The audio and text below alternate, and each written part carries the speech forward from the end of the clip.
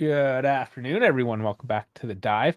And we're actually starting the match with a double panel today. This is insane. We're both here. Yeah. Like, what's going on? Yeah, man. Dude, I have 2 free days. I'm not used to this, man. I'm home today and tomorrow. So I was in time anyways. I mean, if you got it, you got it, man. That's awesome. We're here. Guys, before we get right into everything, like, subscribe. Down in the description, there's the links to absolutely everything. We are multi-streaming to YouTube, both vertical, horizontal. We got Twitch, we got X, we got Instagram, Kick, we got Assist. That's live on Assist. We got everything, man. It's all there. So hit it all up. I didn't even hear of Assist yet. Assist. This is our second time using Assist. It's a thing now. We're trying out. It's specifically designed for live watch-alongs for sports, and you can sync up the time. Like, instead of us with our janky manual timer, like, you can actually sync everything up, and you get like a live score with your stream. So it's cool. It's not a very popular platform at the moment, but like you choose the game. Like, when you create the live, it says choose your game. You can only go live for a specific game. It's kind of interesting. Nice to have on. Yeah. So we'll see how if that takes any traction. It's live on Assist, and I mean, if you just pick the Juve Pafos match, you're gonna see us. Yeah. So yeah, check it out. I don't use what you want. I'm not telling you what to use. Use it all. Use one. I don't care.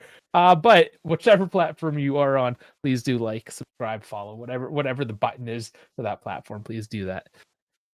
But we're going to Pafos. Well, they're coming to Turin today. Interesting enough, this team has only existed for 11 years.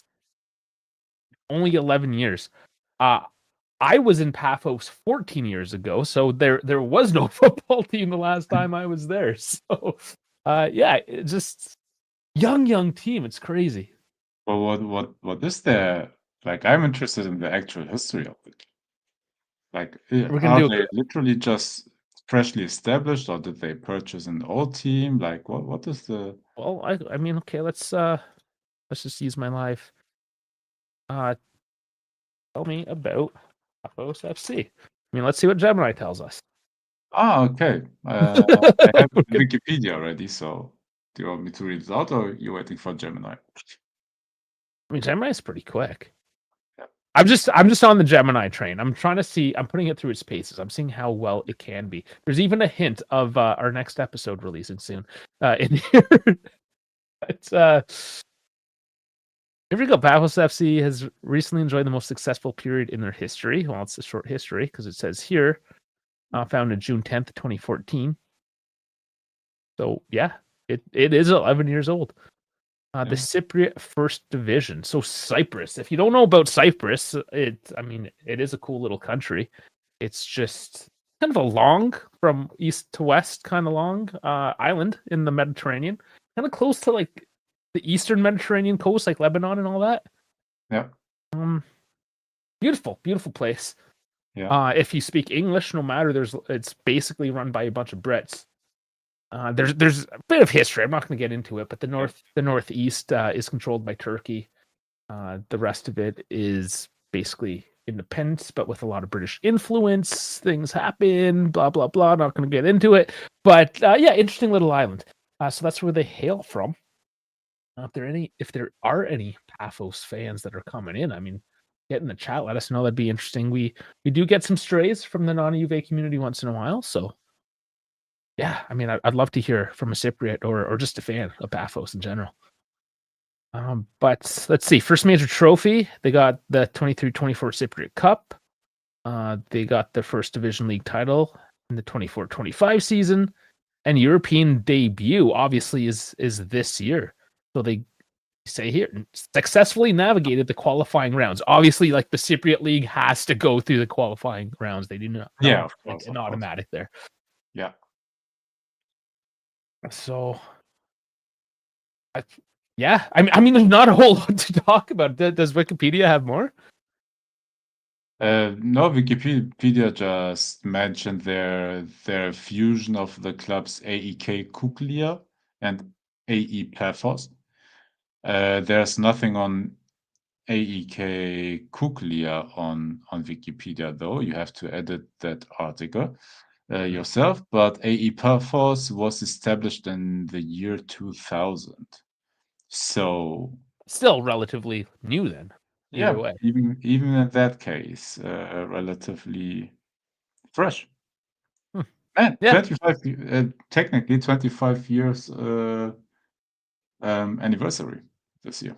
Yeah, and if you're going back to those origins, it's just interesting. You don't see that very often. Obviously, Juve, 1897, they were founded. All the Red Bull owned clubs. Yeah, sure. The Red Bull stuff. Yeah, okay. But generally, it's not common to see that, unless maybe you're talking MLS teams, which I guess we can start seeing more of them. Like when we're talking about Club World Cup. Yep. I mean, and I hate to say, fucking Messi's Inter Miami did beat Vancouver yesterday to win the MLS Cup. So, but yeah, but who cares? It's the MLS. Yeah. I mean, I am in North America, and I it's hard. It's hard. It would be different, perhaps, if I lived right in the city, and like I was going to the games all the time, and I had that like part of the curva, essentially. Like if I was doing that, sure, that would be different. I would be into it a lot more. But seeing as I'm going to be watching it on TV anyways, I'm going to watch not the MLS. I'm not going to lie. So, anyways, it doesn't matter. We're here to watch Pafos, Juventus. Let's get into the starting lineup today. And there's going to be a big note here for everyone. And that, I mean, and Segrova. If you haven't heard by now, Segrova's getting a start. Yes, sir. We've been yelling for it. He only got 10 minutes. Maybe that was only to like prepare him for this game, not to overdo him, make sure he was healthy. That's what we said, man. Like there's a reason he doesn't play like a lot of minutes all of a sudden. The schedule is congested. Everybody will get his minutes, and like what better opportunity than in a game against a team that is punching over its limit in the Champions League so far, but we should technically be able to beat that. So throw him in there. Why not? I mean, we do need the points for the Champions League because, yes, we don't really care about the Champions League, or at least doing well this year. However, we need the money for FFP reasons at the very least, and maybe something in January. Maybe, but again, we're not getting our hopes up on that. We gotta say that, unfortunately, still. Rumor today actually that Thuram might be sold, but let's hold up. That was like one source, one time. It's still December 10th. Like, yeah. We'll there are rumors of us looking for goalkeepers again. So Caprile is on the list. Exactly. By the way, I'm surprised that we weren't linked to him like earlier, like a couple of years ago, where he was upraising. I didn't raise his stock as much. We were all on Di Gregorio. Yeah. I agree. But Caprile was like the young talent that was, on the horizon before Di Gregorio. And I mean, if we're gonna really get into the weeds with this stuff, time check. The game's in 4 minutes, so we need to move on. Yeah. But we should have never got rid of Tech with the money situation. I agree. I absolutely agree. He's somehow able to play at Barcelona at the highest level. So exactly. Yeah. So whatever. I digress. Let's do this lineup real quick before the game starts. We got Di Gregorio starting with none other than Kalilu Kelly Koopminers, the KKK, because that's what you got. Then midfield McKennie, Locatelli, Moretti, fuck yeah, and Cambiaso. I love this mid four. I think that's probably the best we can do right now with what we have. It is the only change that you could make maybe would be Jean Mario over McKennie. Maybe you throw him in later, like option if you need to. And that's honestly it. Like in my opinion, this is the best balanced midfield. Yep. And then the defense of Loca and the passing and vision of Moretti, hopefully. Yeah, you're maybe lacking physicality, but hopefully today that's not an issue. because I mean not very physical but very skilled is Agrova and Yildiz, and David is somewhat physical, so there's a bit of beef, I suppose, with McKenny. It's a lightweight team, but hopefully we just break through with speed today. Finesse, man. It's a finesse team this time. Yeah. So there's is Michael in that. Hi, Mike. Goldar, Louise, Lucasen, Felipe, back four. Midfield pair of Sunjic and Pepe. And they're going with three attacking midfielders / wingers: Orsic, Dragomir, Correa, and Silva up top. None of us are going to pretend here that we really know what the fuck we're talking about. A couple of them. Correa is known for me, Orsic is known, Sunjic is known, and of course Felipe Luis. It's Joel Correa. Okay, it is that one. All right, it is that one. Interesting. Okay. Yeah, so they do actually have a couple names. Yeah. David And Luiz. They do have some names. Yeah, but I'm not gonna act like I know everybody else. So yeah, no, that's true. I mean, they do. That's interesting. These guys. Let's see, how old are they? 28. They're not even super old. By the way, Copenhagen 38 beat Villarreal at Villarreal, what we couldn't accomplish. Yeah, he's 38. I mean, that's probably why he's in Pafos. But a beautiful town. Like we talk about Como as a retirement. Oh yeah. I might take Pafos over Como. Man, it's just in the middle of the Mediterranean. Why not? Yeah, it's a beautiful place, man. Yeah. So that's that. Their coach Carcedo, of course, Spalletti, and hold on, excuse the scrolling. There we go. Jesus Gil Manzano is your referee today. I think it said 7 degrees, partly cloudy, so a decent night tonight in Turin. Do Pafos make good heroes? I didn't have the shitty food when I was there. Let's just say that. Not to say heroes is shitty, but it's street food. Like I ate good when I was there. It was all like seafood and pastas and a lot of wine. So I don't know. And also like ringing somewhere like in the background in my mind, I think Lucasen. I think I know his name. I think he might have been at Hertha Berlin, but just for a brief moment. Do you see how many times I matched? Like I think that player played for us, and then hold up, Derek Lucasen. Let me look into it. Okay, we are moments from kickoff though here. Oh yeah, he played at Hertha Berlin. August 2018 to July 2019. So he was on loan for a season, played 4 games. Nice. Okay, so here's the start. I'm going to sync this up at the 15-second mark. And I'm going to have to sync as well on this assist app. So excuse me as I do that. Let's see.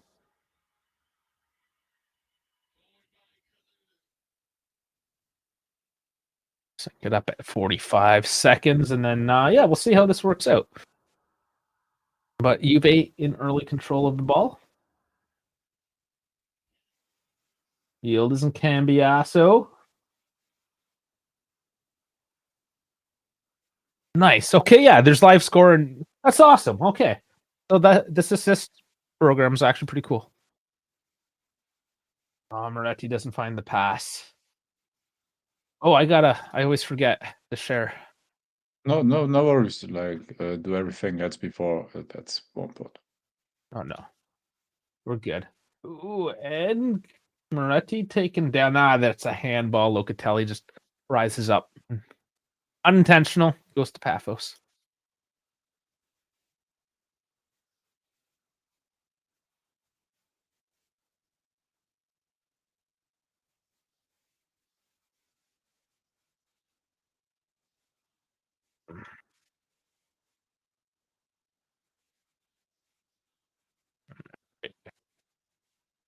Make it big. All right, it's there.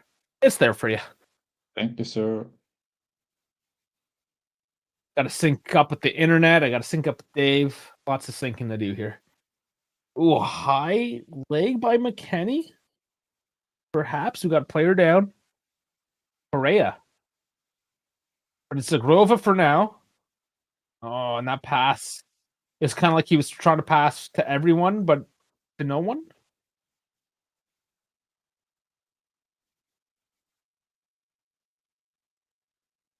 We totally just skipped over some of the comments too. We were Carrera still down. They're gonna stop play here. Eddie's asking if I'm gonna try to get tickets to the hopefully Italy match. No, I'm gonna go see. I don't want to watch a Farmers League. I want to watch actual farmers. So I think it's gonna be Canada versus Wales or something like that. You know, maybe Northern Ireland. Actual farmers. No, I'm just kidding, of course, but I mean, I'll try. It's gonna be a very hard one to get, very expensive at the least, right? So we'll see. Not get my hopes up for it. Should we make our predictions? Oh, we didn't do that, did we? No, we didn't. 3-1. 3-1. You know what I thought? We haven't destroyed a team this season yet. And we're not going to start. the highest one we had was a 3-1, I think. And that's not like destroy a team for me. So I think today is the day where I will go with 5-1. I will go with a 5-1 today. I'm just hopeful, you know? I know we struggle with these games, but damn, like even bad teams, I'm speaking from my experience with Hertha Berlin. We won 6-1 last week. And dude, every team, even a bad team, has a good game in it where they absolutely like destroy a team for once. And I think today's the day with Spalletti's offense. I hope he has something in mind. Yildiz Magic, Shegrova on the pitch. Oh, well, it's Pafos right now, so let's see what they can do with it. Oh, good little pass between the legs, but the shot was a little bit of a letdown. Yeah, but I'm still hopeful, man. My audio just cut out. No, they just took away the there's no audience. What do you call it? Crowd noise, stadium noise. Yep. Cut that all out. And it's back. All right. Somebody at the zone's messing up. I know Sunjic as well, I think.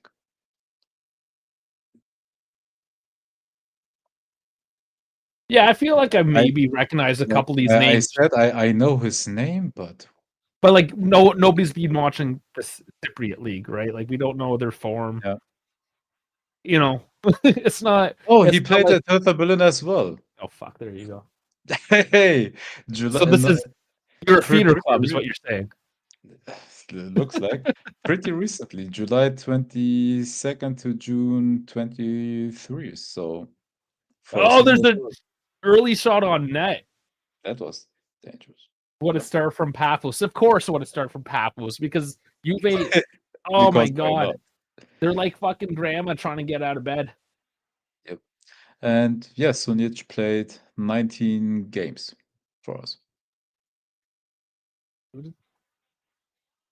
It maybe went off Kelly first, then off Cambiasso, and towards net. And a ping pong. That's a bad By luck. the way, I intend of eating a bratwurst either at halftime or in the second half. So we'll see. Oh man, so I went for shawarma yesterday, which is not like I had to go to town. I love a good shawarma, man. Well, this isn't a good shawarma. It's not a good one. No, like where I live, you're not getting anything good like that. Oh, doesn't matter. It is what it is. It was a chain. It was right beside the store I needed to go to. I'm like, fuck it. The wife's not home tonight. I'll get a fucking. And I knew it was going to be shit because I tried it once before and I'm super unimpressed. And then you can choose which hot sauce you want. I'm like, give me the hot. Like it goes to extra hot. I was like, give me the hot. And these guys are Indian immigrants because they go to the school down the street. And the Indians like to eat hot. And they just look at me.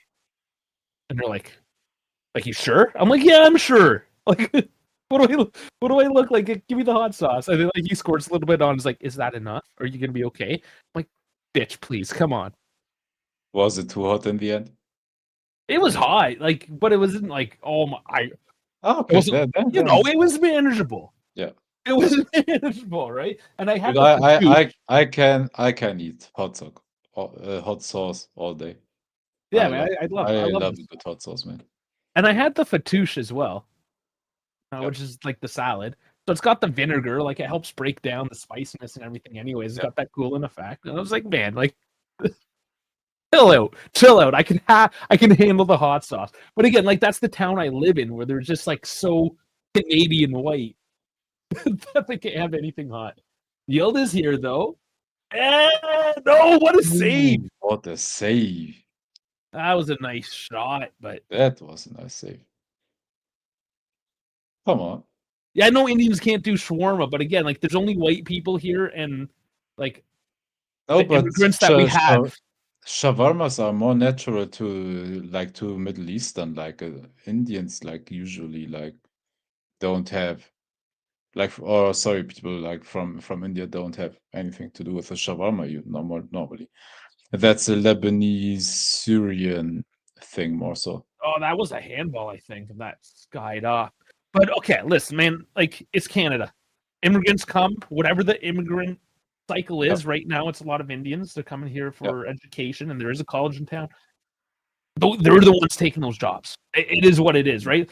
But like that's to say, I went to the Italian restaurant. I refused to go to it for 5 years because I'm like, they can't do Italian here.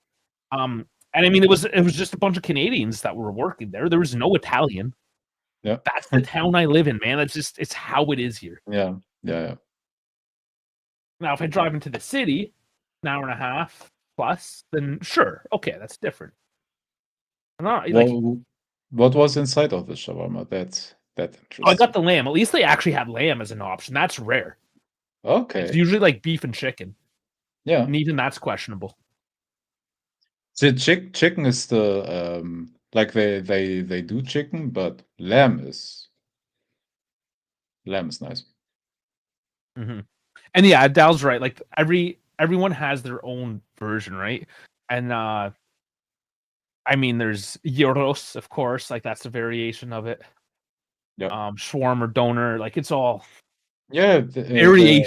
They're all similar. Like the idea is the same, like meat and almost over the bar there.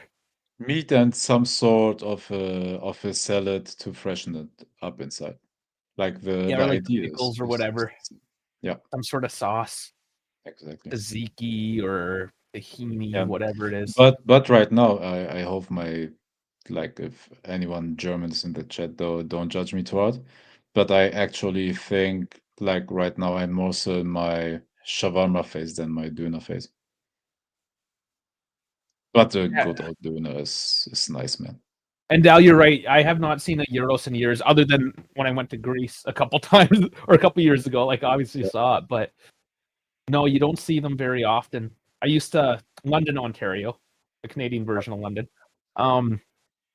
Big university town. I used to party there and drink when I was younger, and there was just a greasy old Greek guy with a food truck that stole gyros, so I would always go there. Yeah, that's by the way, I don't even know what an English doner is right now. I know the Turkish one, like the original one, and I know German ones. Like the difference is in Turkey they do the rotisserie meat over charcoal, so you have more charcoal flavor there, and they don't put like lettuce, iceberg salad. They don't do all that stuff. They just put onions or sometimes pickled onions, a little bit of parsley, lemon juice, and that's it. And in Germany we have hot sauce, garlic sauce, like stuff like that, and then basically full salad, like onions, iceberg lettuce, tomatoes, cucumbers, and all of that. Like it depends on what you like more, but they are different, yeah. Spice lamb beef mix. Mint sauce. Yeah, Okay. interesting. Different. Oh, But again, like that's influenced between obviously the immigrants that moved to the country and then the local taste buds and just like the local ingredients sort of thing. Like we have an East Coast, we call it a donair. And it's probably the worst version of it, but people love it because it's not even garlic sauce. They just call it sweet sauce. Because it's made with condensed, like sweetened condensed milk that they add more sugar into it, and then they do like some lemon juice and garlic. It's candy. It's essentially candy. Yeah. It's like if the white American can't have his ketchup, at least put a bunch of sugar in your garlic sauce, or put sugar in it and he'll eat it, kind of thing. Yeah. Okay. No, And what like you need a sweet component in it. I agree with that, but damn. Like for us, the thing that is sweet, for example, we have pickled red cabbage sometimes inside of the döner. that's totally a German thing. Yeah. No, Red that cabbage is so pickled, German. is it? Oh, that's like a pickled red cabbage. Yeah, that's something Germans like to do for sure. Is it though? Yeah. Oh, I'm not saying other no people problem. don't, but Yeah. if I want pickled Yeah. red cabbage in the stores here, it's a Okay. German product. Oh, okay. It's okay. Because you get it all over Europe, like in all sort of like sandwich type. Oh no, I have to go to the international section and go to Germany. Damn crazy. Yeah. Yeah. No, but I think that's a good enough like sweet component. Like if you pickle the cabbage because they put cabbage anyways into the döner, or you can choose it at least, and then you have a sweet component in it as well. Well, I mean that's why Asian food is so good because they balance all the flavors into one dish. Yep.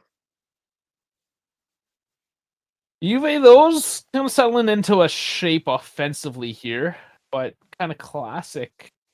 No penetration. A lot of foreplay. Yeah, we just need the killer touch. Let's see what Zagrova can do here. This is going to be his first start as well. We're going to have to see how he kind of holds up with the extended minutes. Oh, no call there. Okay. Kind of So coincidental, I think. come on, keep it. Oh, Yeah, did they free call kick. that? That's a nice position. That is a decent position. It looked like he almost stayed on his feet. I just wish we have a good free kick taker. Well, from that Technically, angle. Cope Miners is not too bad on free kicks. He took them for Atalanta, I believe. Yeah, he has taken a few for us.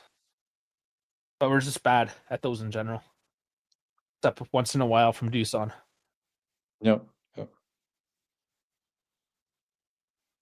Milik had a nice stroke. Pause. Ooh. How's that guy? Oh, man.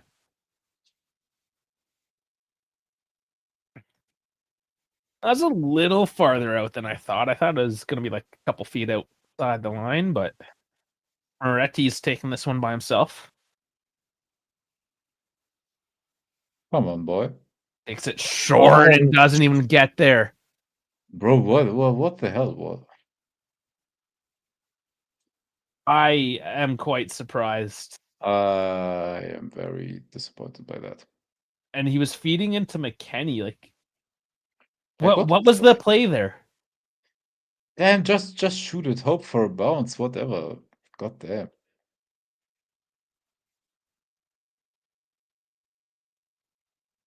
The Grova? Oh, I'm just waiting for something from him. Oh, and another giveaway in the box, guys. Come on. But I like this kind of pressure. Like the pressure's good, sure, but you pushing can't. them back into the box. You can't just be throwing the ball away. Like no, you can't do that. It's like once they start picking up that pace, that tempo, yeah, and they miss the pass. They can't go past 50% speed. Then turn it up to 11, boys. Let's go.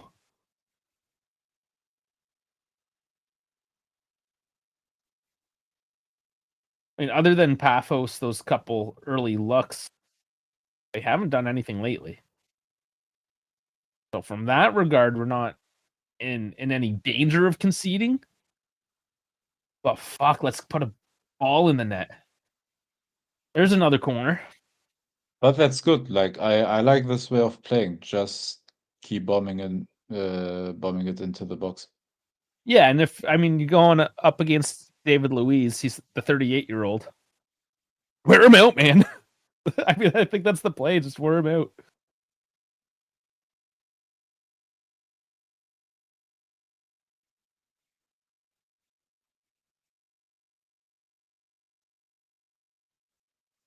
Oh, what were you guys doing there? Coop and Cambiasso attack the ball at the same time. Cambiasso with his arms up. Like, what was that about, bro? I can kind of... Yeah, Cambiasso was trying to get away from the two defenders. Kind of stumbled out of that and ran right into into Coop. So that's just... I don't know. I don't know what you call that.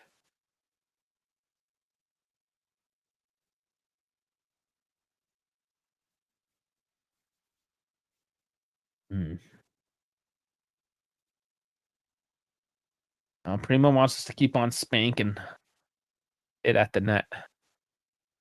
But yeah, that's what we've been saying forever. Just shoot the ball.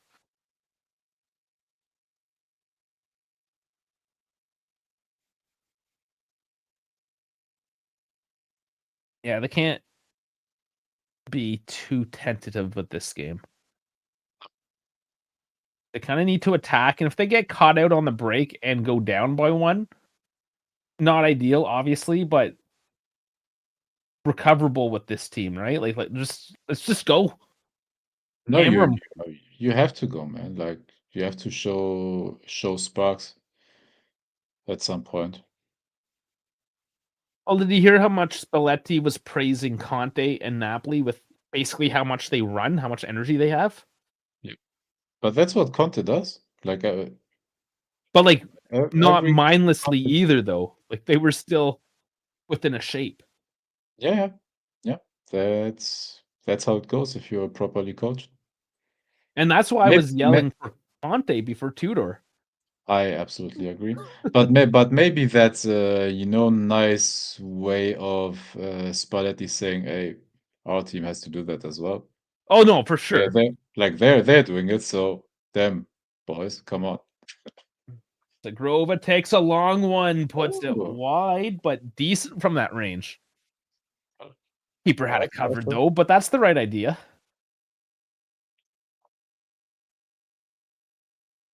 Oh, that's a couple feet wide.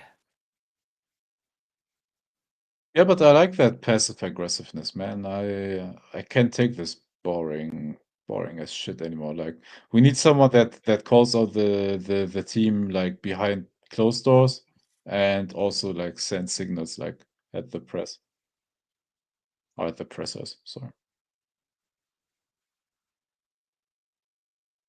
Yeah, because you can't come out unless you are a Conte. You can't just come out and berate your players. It's never a good look. But it works though. Like for Conte, it works. For no more than 2 years. What do you want more?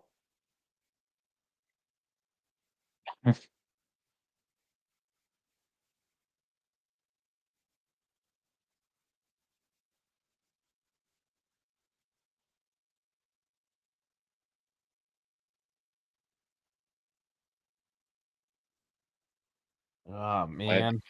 I'd be happy with 2 years like that.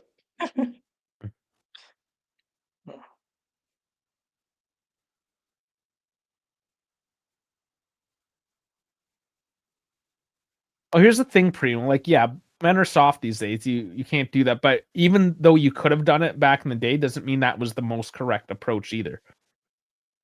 Just go fucking hard all the time. Like, there's a time and a place for it. Yeah. If you actually want people to be happy long term and work for you, then like unless you do have a team of Croatians, like it's just a team of Tudors, like People are still people. Here's Zagrova, and not a great feed. So yeah, like I've seen it. I've seen in the past. I've worked in places like that. I'm a blue collar guy, and yeah, I mean, people go and they get the job done, and then they all are just fucking bitter and assholes all the fucking time. I was like that because that was the fucking environment I was in. It took me leaving that environment to realize that I don't need to be a fucking asshole to everyone all the time. No. That's not how you get things done. Yeah, no, but it depends on the team, on the culture, on the fan base. Like it's dependent on a lot of factors. Like what is Belichick doing right now?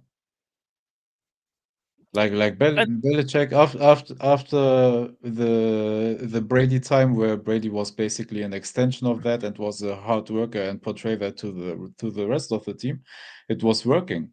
But if you're Belichick and Brady is gone and you don't have that QB that is carrying that message over to the team, like you lose all of that culture and you can't, like, he stayed that asshole, like, even though they were losing. So it didn't have like any kind of meaning.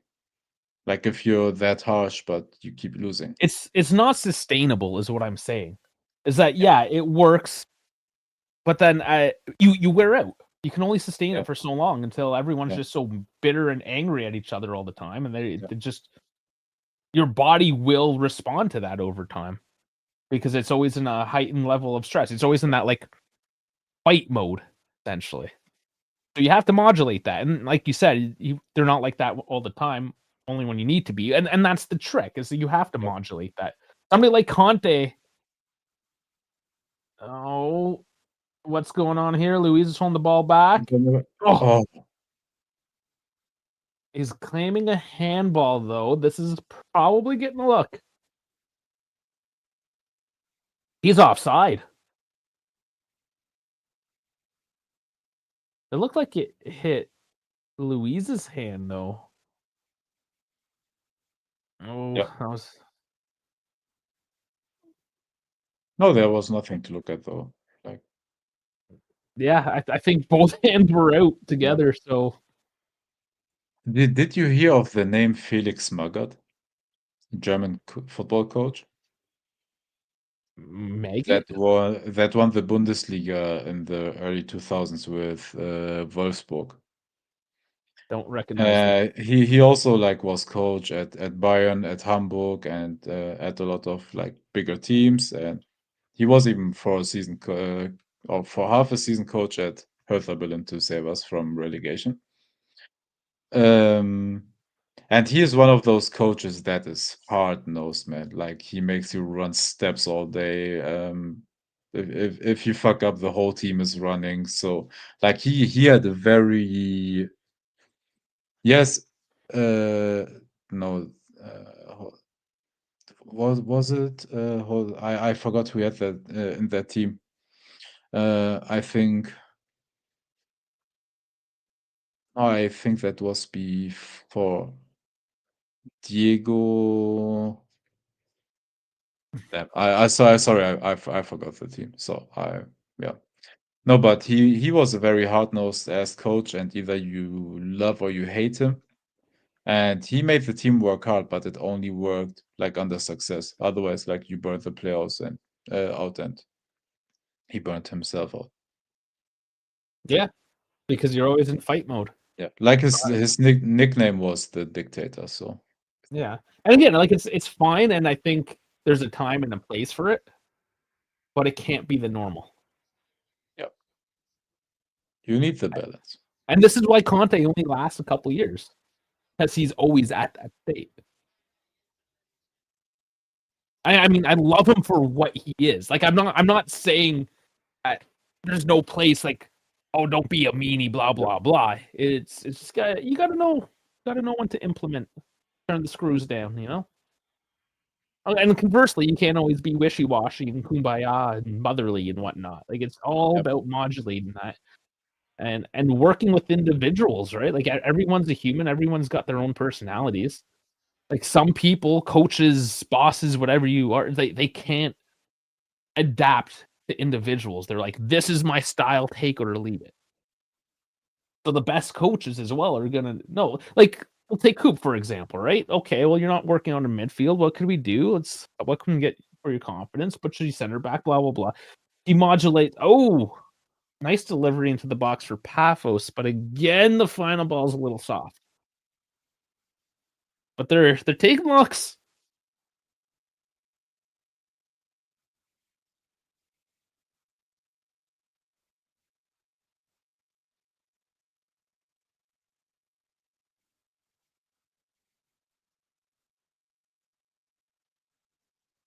Hmm.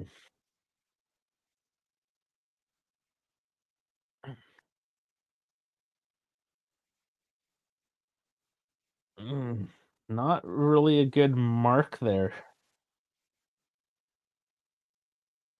Just letting the guys getting lazy in the back. People running through, finding space. This is why, like, if you're gonna go and play a press and play forward, like, go and get that goal because you're exposing yourself in the rear. You got Lloyd fucking Kelly, man. Like, go get a goal right away.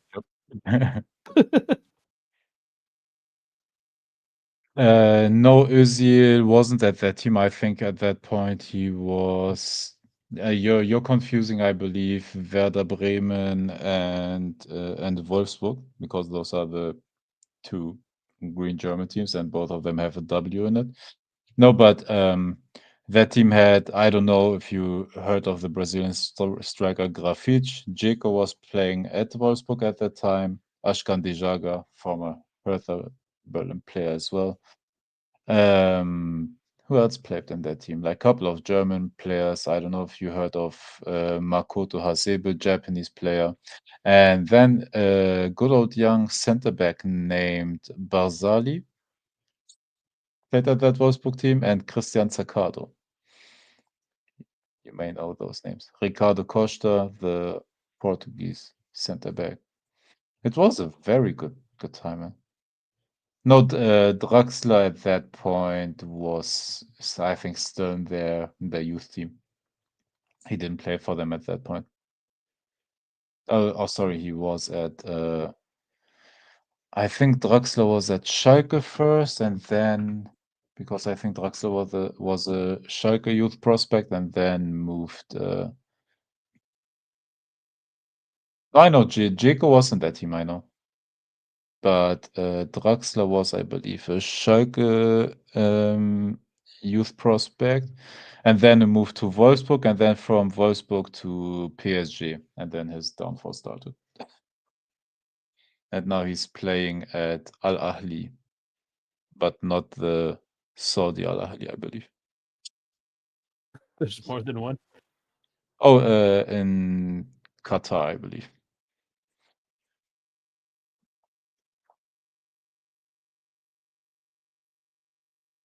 A half hour down, and there's no score.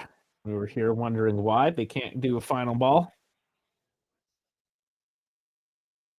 And yes, we were all here watching the Juve shit instead of Real Man City. We questioned it.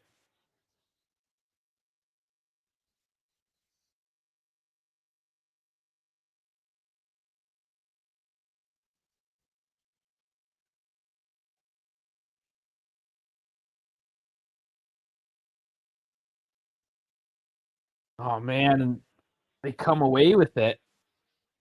Bunch of space out there. Hoop Miners loses his man. Come on, Locatelli. Oh my lord. Out the outside of the post, back into play, and kept into play. Oh my lord.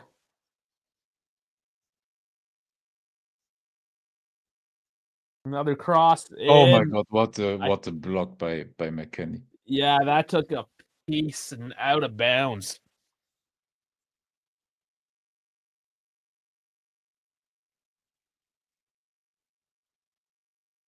This is quite bad at the moment. Honestly, we dodged the bullet with Draxler because he is one of those typical players, unfortunately, that the second he got the money, like he stopped working hard and he became a very lazy player, injured a lot. Like we dodged the bullet with that one, but Dzeko and De Bruyne, like that would have been incredible.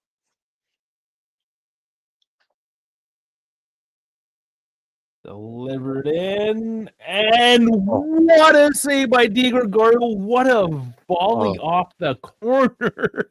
My fuck! Like, what the fuck's going on right now? What the fuck is? Why be talking about religion and politics at a sporting event? Nobody cares about that right now. And off the corner, a wide header. This is a classic case of if this team actually had some like top tier talent, like the balls would be in the back of the net. Oh, you just straight up banned Jesus? Yep. I'm a Christian, so don't use Jesus' name for stupid comments like that.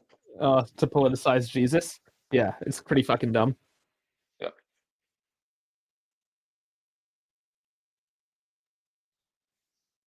People only see what they want sometimes. Don't you dare and use Jesus and Charlie Kirk in the same sentence, man. My dogs just walked away. They were upset about it. Yeah. Understandable. Yeah, the third one's gone now. I had 3 dogs in here and all of them left. They're pissed off. This is what you get. That's what you get, Chad. I mean, it was just one person that we've never seen before. Why would I care? Thank you to all the other 201 civilized people watching this, and to the people on X, it would be very kind and nice of you to maybe come to the YouTube channel as well and leave a subscribe or check live. Check this live on assist stuff. See if it's good. I don't know. Maybe YouTube's shit and I should be gambling on Kick. I don't know.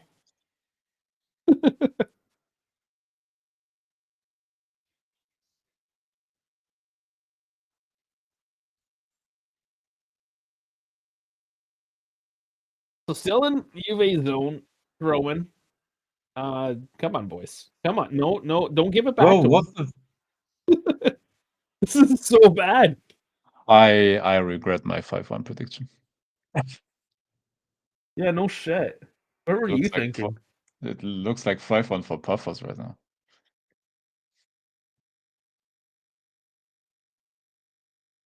David finally just presses up and is like, enough of this shit. Like, going the wrong way.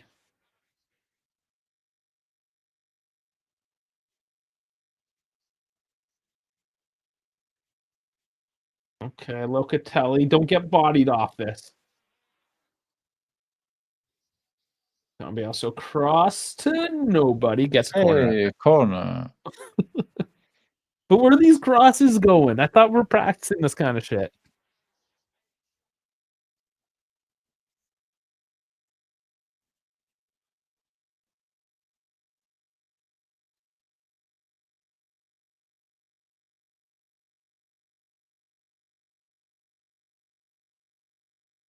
All right. He's taking this guy. No, punched out.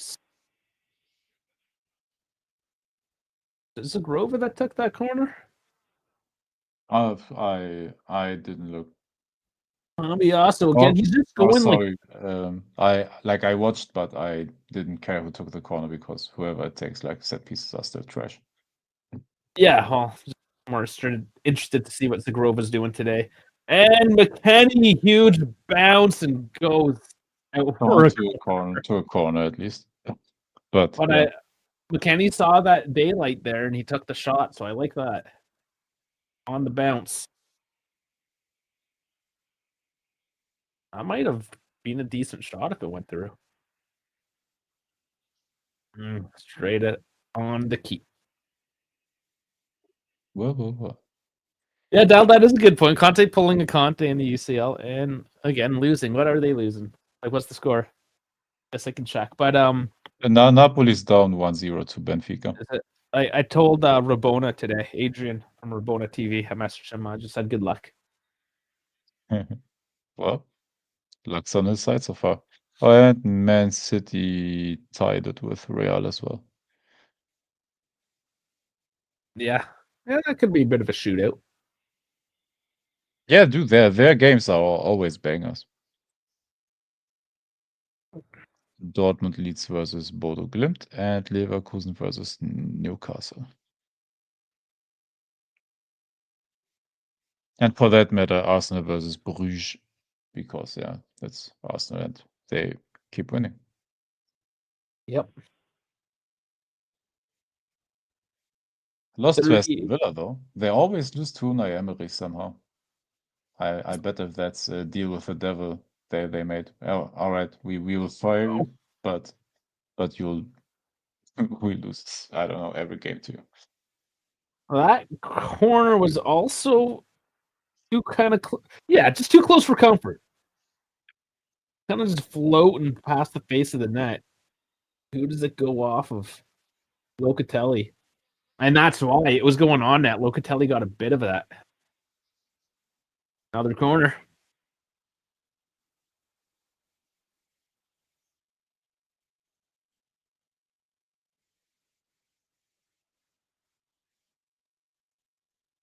Yeah, what's the Cordova doing? Nothing? Nothing. You guys were like, they're just sitting there or standing. But I thought you bring the atmosphere to the stadium, and without you guys, it would be dead. It is fucking dead. Do something. You go claim you're amazing and cheer us along. It's been that way for years, man.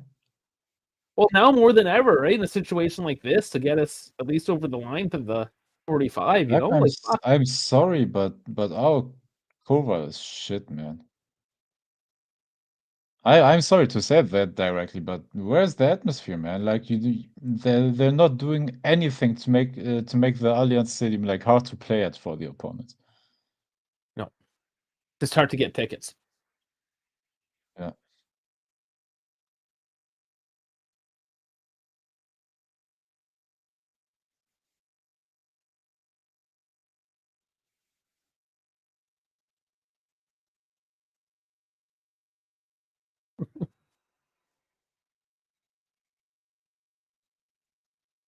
Okay.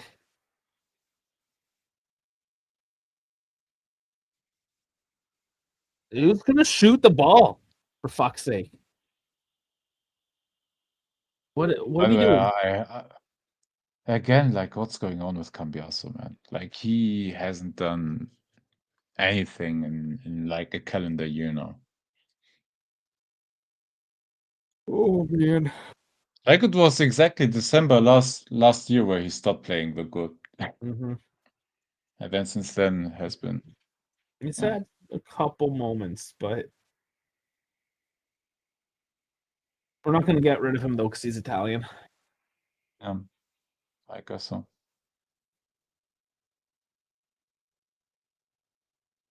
God, Locatelli, stay on your fucking feet.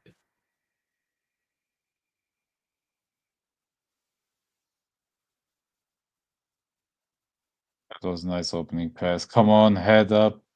Oh, just a huge deflection. But it's all outside the box, but whatever. Fucking make it happen. Zagrova again taking a shot at it. Master G coming in. What's up? Lots of corners for both teams, though.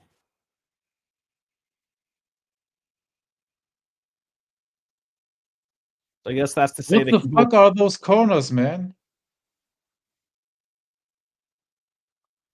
Like, can you please, like, a little bit higher, a little bit more airtime? My God. I don't know why Zagrova's getting all the looks right now. And oh my God, how don't you? Right But you see, that was a nice one, a bit of airtime, second post. Dude, it's crazy that he missed that. Oh man, that's actually like his even body was just opened up the wrong way. he's a goddamn striker, man.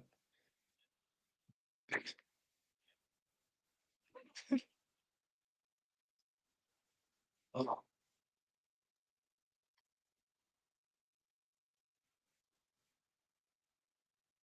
Oh my.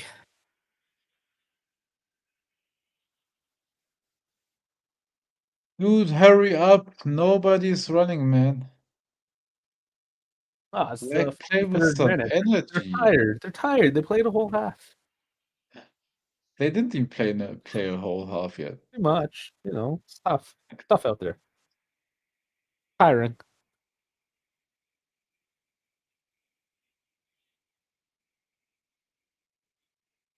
Dude, I hoped after a loss that they will start with some energy, and then maybe the second half will be the slow burn. But yeah, We haven't played a full 90 minutes. Since 2020. I don't know. It's been a long time. it's been a while.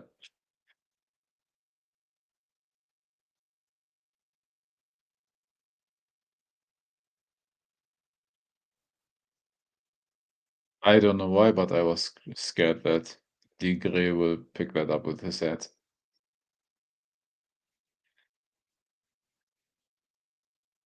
Okay. Man. Pass it out, man. What do we fuck? I've done that 5 seconds ago when we would have been on our way. Come on. Someone make a run.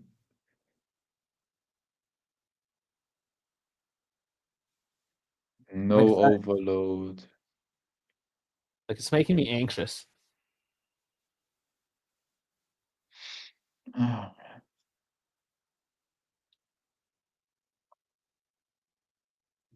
All right, no extra time. Let's finish this half. We need to go to a locker room and talk about please. things. And Man City scored. Penalty 2-1. Penalty. Very Real Madrid of them. You didn't need to slide tackle there. Man, fuck. And this is one of the problems. Like, a good slide tackle, which I appreciate a good slide tackle, but sometimes you Come on, now you're in a good position, bro. You're tripped. That's wow. That's a yellow. Yeah, easy yellow. That being said, like Moretti, but he could have stayed up there. Like he didn't need to drop. Oh yeah, that was a hard foul. But its yield is just saying fuck it again. Yeah.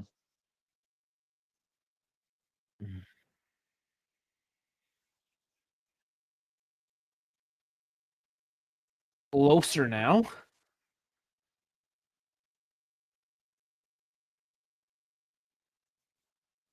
And that's one of their problems. They're not drawing enough penalties. Like they're getting into the box, they're getting around the box, but they're not moving dynamically enough to force those plays. Yeah. Yildiz seems to be the only one that can get that movement going. I think Moretti could, Zagrova, like all these guys could draw penalties. Like that's a way of doing it. Scoop Miners is over it. Come on. And right in the wall and kicked away. Stop with that Primo, man.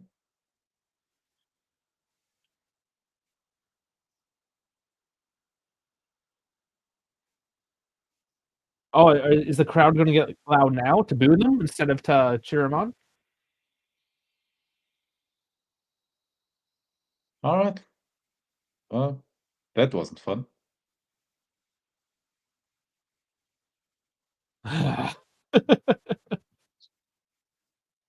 When you have fans that look like that douchebag there, I don't know if you saw him. Those fat guys that with the puffy jackets and the earrings and those guys. They're so fucking hip. I am done with Cambiaso. He can't cross and even provide a good pass in the box. I'm not gonna read out the second part of that sentence. Or the second sentence. Sorry, the third. It's 3 sentences. Why we swear all the time? I do anyways. Yeah, I know. but do we call players that? I know we say we drop F-bombs, but No, we don't want to straight up. yeah. Yeah, there's still Yeah. people. But Still I agree with you. I'm done with him as well. Like, oh, this is gonna be depressing. I'm hesitating bringing up Thought Mob at the moment. Bear with me. We'll get there. I don't want to look at the numbers, but we must. I don't know how, but our XG is better. Oops. Here we go. Thought Mob. All right. There's sevens. We have sevens. What game am I watching? I literally have no idea. Yildiz had a couple of runs. I agree with those. Mm-hmm. I don't know. Locatelli with the one slide tackle maybe. Then I don't know what have Kelly and Koopmeiners took that one free kick just a minute ago that was blocked. We have overall a better rating than they do.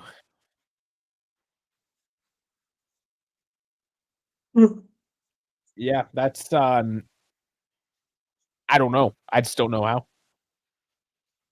Let's then look at the stats and see what we got. So first off, okay, so here's the facts. Yeah, that was it.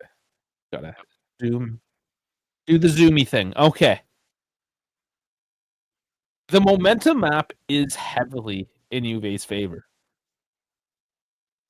This might be a classic case of maybe we weren't that bad, but we kind of were. So by the numbers, we weren't really bad.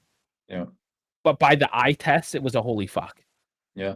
No, the issue was like as you can see there, or if you scroll down a bit, we have 68% ball possession, hence why there's so much white on the momentum chart.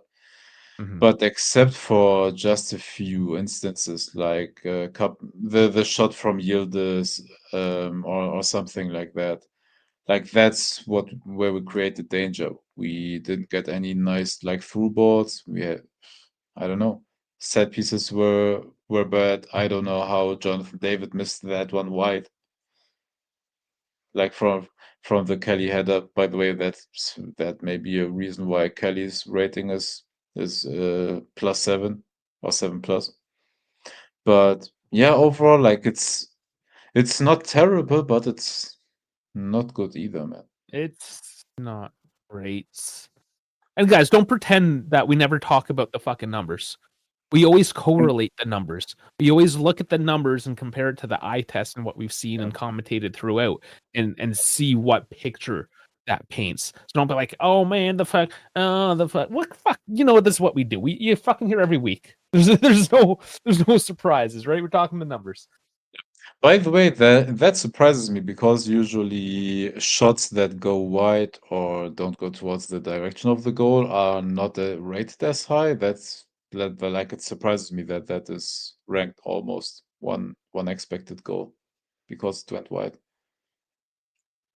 Okay, so someone's saying David's one was at 0.8, yeah, 0.79. Yeah, 0.79. Yeah. Yeah.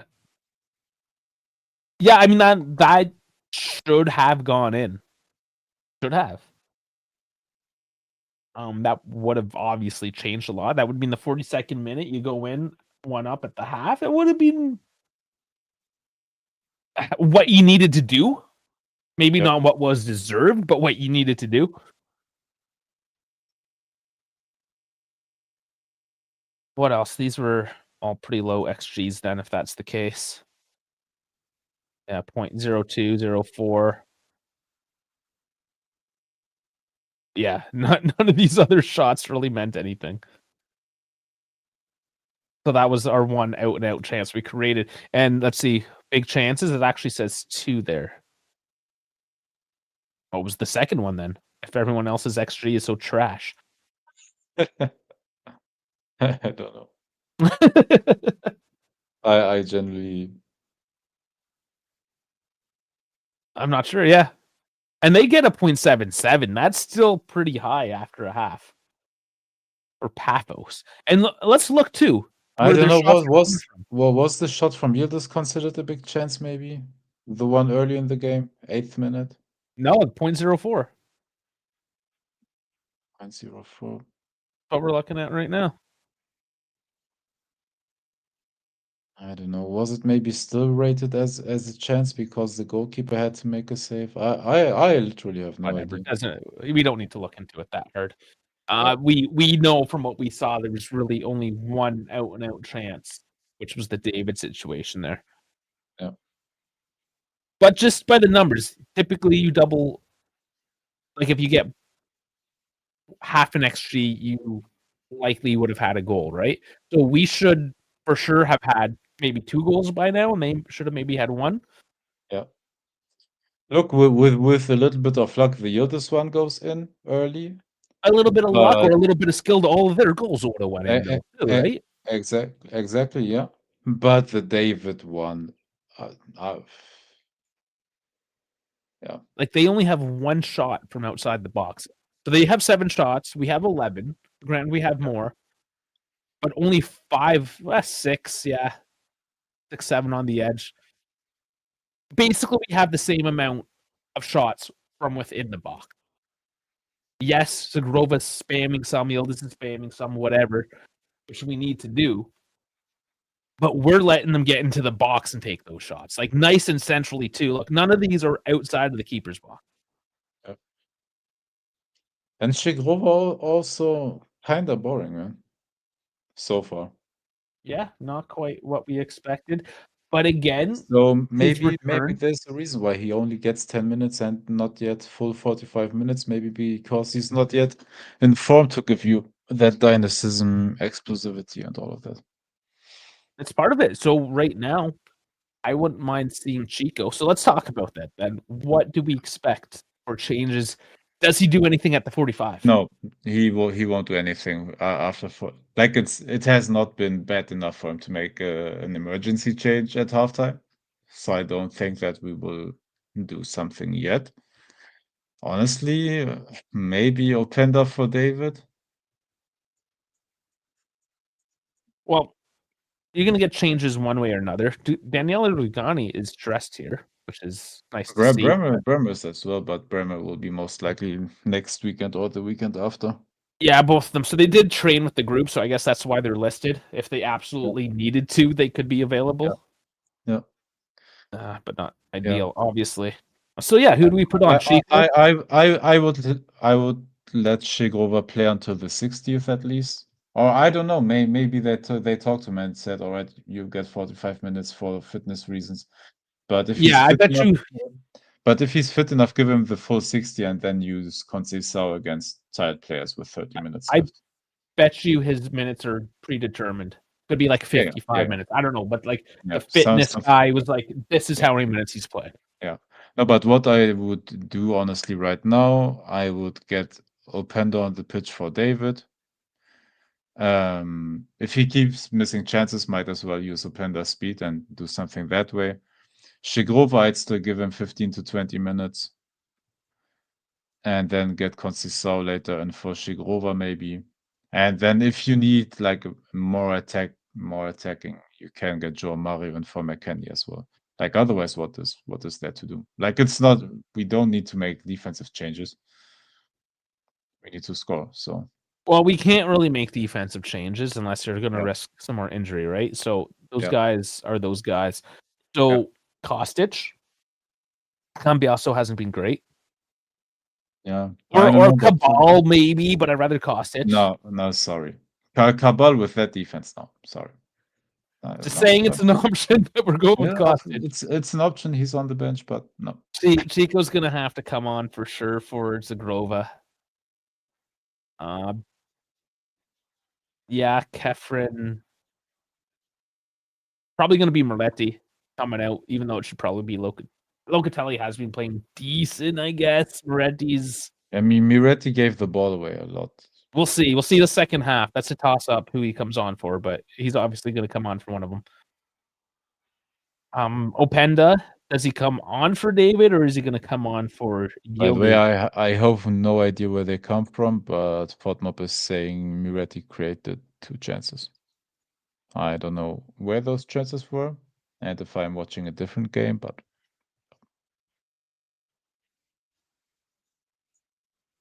Oh, Dow's watching in England, the DEI state. Of course, you're getting Women's Champion League stuff.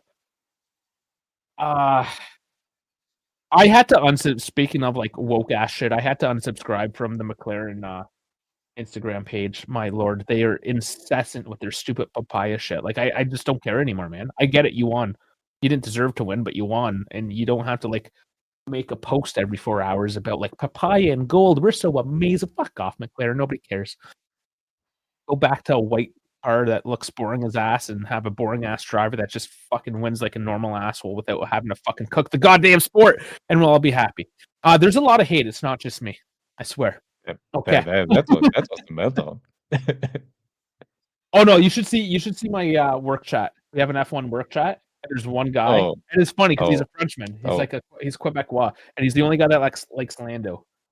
And just everyone with the memes just going against him. It's just because everyone knows that it was an unfair. You gang up on him. Well, it's just like Primo says, very corrupt season. Everyone knows that.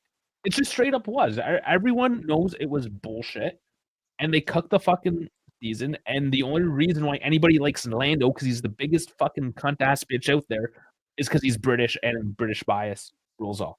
That's it. All right. See, I'm so mad at the Juve game. I'm bitching at fucking Lando again. This is what you get, guys. This is what you get when everything sucks. It's all shit.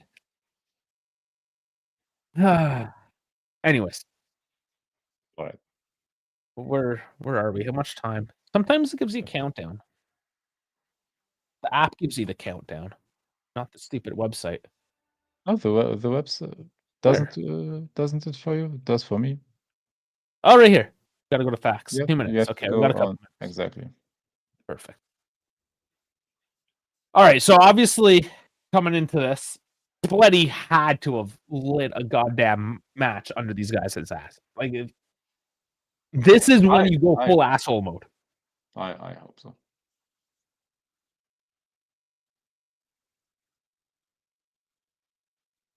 Is there really anything to say other than like show the fuck up? No, get your shit together and play football, man. I mean, yeah, really, that's it. There's no tactical analysis. I bet he gave them a blueprint for how to play this game, but my bet is they're not listening to it. Yeah, I want to talk about this because this is an interesting question I've asked myself recently. Between, and I'm going to assume like with the biases, but he asked which country is more overrated when it comes to sports, England or the USA. I would say England, because the USA, except for our like European football, like they're good at anything else, at everything else. They are good, so they can kind of be cocky in that regard. Like the US are an athletic country, like all the college students and all of that. But it's a different dynamic. It's a different system, right? And here's where it gets a little different, because when you're talking about England, the sports that they are more interested in are a lot more international. So football, footy, cricket, what else? Fuck, all sorts of F1. F1's the other one, right? Very, very international. And because English is the most popular, most spoken language in the world, and because those are the sports that they essentially broadcast through Sky or BBC or whoever it is, that bias gets pushed out hard to the world. Whereas in the USA, like American sports, hey, Conceição is on for Shigrova, so oh fuck, there you go, beautiful. All right. But yeah, just to finish up, American sports are basically just played in America and then sometimes Canada. Yeah, sometimes it's only Toronto. You know, but in baseball, they only have Toronto as the Canadian team. Same with the NBA. Hockey, obviously different. But regardless, it's mostly just contained within America. So any like American bias doesn't really matter because it's just kept in America. Yeah. And that's also why the English bias is just so in your fucking face because there is no competition. Yeah. Not in that realm and like the F1 world. Yeah. It is, Yeah. and it just isn't big there. But we do have Kickoff. Yeah. No, in the US sports and all of that athletic stuff, like I said, the USA is great. Like our European, I'm called football, man. What the fuck? Like football, they're not good at that, and there's a reason for it. But yeah, like they have a ton of, or it's gonna cost them a lot of time to get that straight. Like they have the athletes to do it because athletically they're an incredible like country. But yeah, like if that's why for me England is more overrated because at the sports that England should be good at, they're well keep I'm losing. just Dal because yeah, he's into MMA, all that stuff, UFC, and that is more international. And he's saying the USA, especially in fighting, is overrated. So yeah, and that's something I don't pay much attention to. Yeah. So yeah, there's an angle. No, it's the Europeans most of the time, or sorry, not Russians, the from Dagestan. I don't know. We say Chechen in German, but I don't know what it's in English. But yeah, like fighting sports, yeah, like it's Europeans mostly.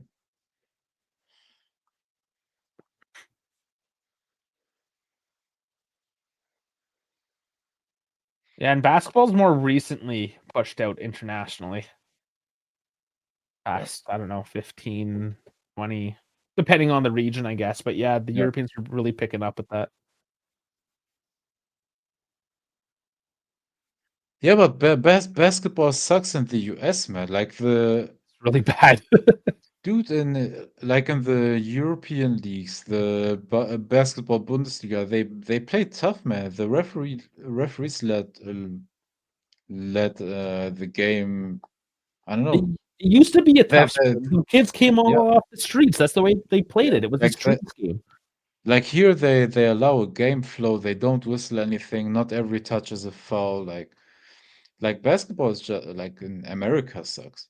But still, like the basketball players the US have, like even though they're whiny as bees, like they're still the best athletes, unfortunately, in the sport.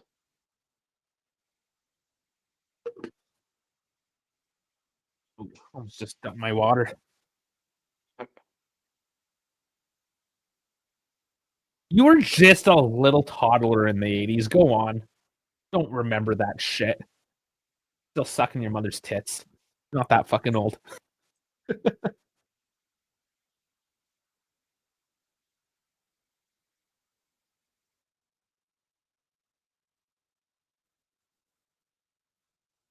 Yeah, it is recent in basketball, and I haven't watched it ever since, honestly. I watched a bit when the Raptors won the championship, obviously, because I support the Toronto teams, Oh, but that was not a foul. Okay, no, he's not calling too many fouls today. come on, Miretti. Shoot this bitch! It was on Oh. them to follow. What were you Oh doing? my God, that was a Kill bad. this man out of anybody. Yeah, he tried too hard. He tried it way too hard with that one. And then Primo comes with 92. That's the 90s, damn it. Not the 80s. I haven't watched rugby yet, so I can't comment on it. Oh no? I No. played a year of varsity in high school. It was it's an interesting sport. I like it. It's hard to follow really, like the scrums. It's not the easiest sport to really watch unless you really know what you're talking about. You got to know it. Yeah. No, I literally have no idea. I haven't watched rugby yet, ever. Oh, makes the NFL look like a bunch of bitches. Like straight up. All I know from rugby is the haka highlights from New Zealand. Yeah. Oh, those guys are animals. Yeah. Val played semi-pro. I'll give you a semi. I'm not as cool though. Of course you did, because you're huge. All right, so rugby is basically the ice hockey, also I don't know, the summer and spring version of ice hockey. Well, I mean, lacrosse is the summer version of hockey. Oh, yeah. Lacrosse came first, mind you, so hockey is the winter version of I lacrosse. always forget lacrosse. Come on! Oh, you waited! Fuck! The timing on these passing. Oh, it's so bad. They have to be drunk. Did they bust out the case of Ouzo? Because yes, the Ouzo in Cyprus was good. I did have the Ouzo. I just didn't have the gyros. But damn, I ate a lot of fish.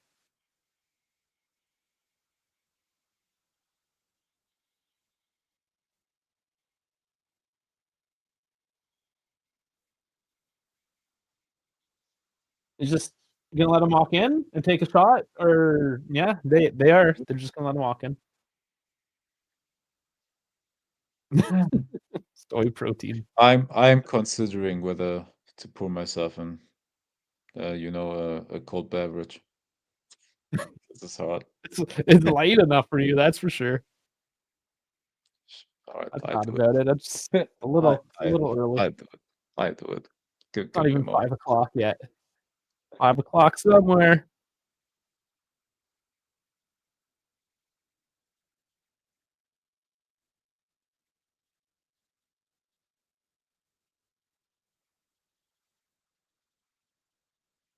Yeah, I imagine, Dally, where you were, like in England, it's probably just a bunch of hooligans going at it.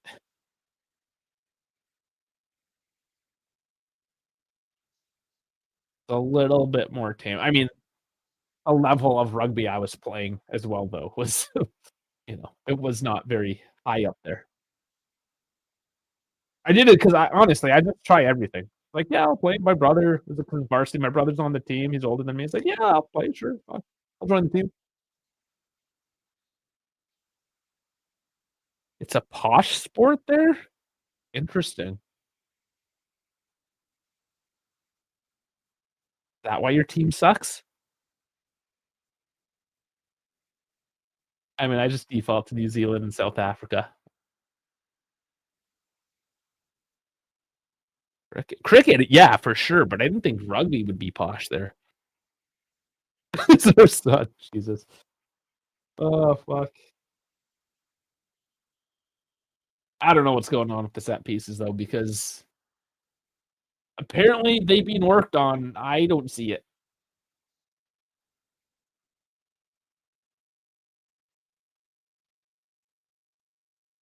Lack of desire. Was Pafos coming in. Cambiasa losing his man, but Kalulu that's that out. They've just removed himself completely.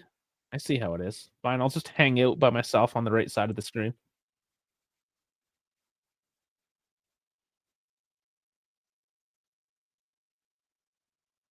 I'm pretty sure I'm hearing the Paphos drums right now and not the Juve ones. I'm fairly convinced the Curva gave up on life.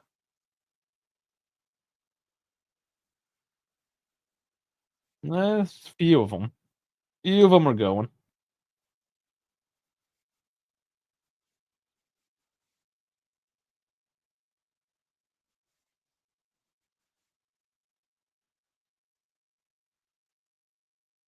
Ross. Oh, just too much on it from Chico. David can't get that one. Touches it out.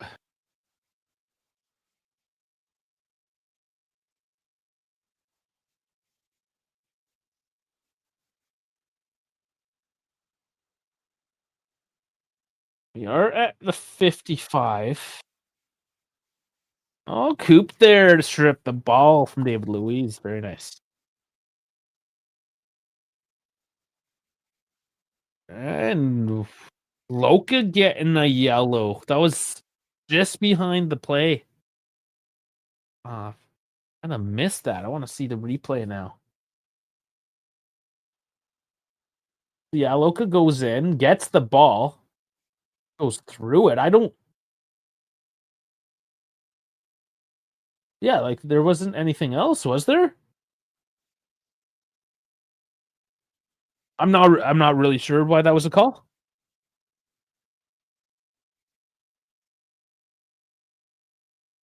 Yeah, that was a shit call.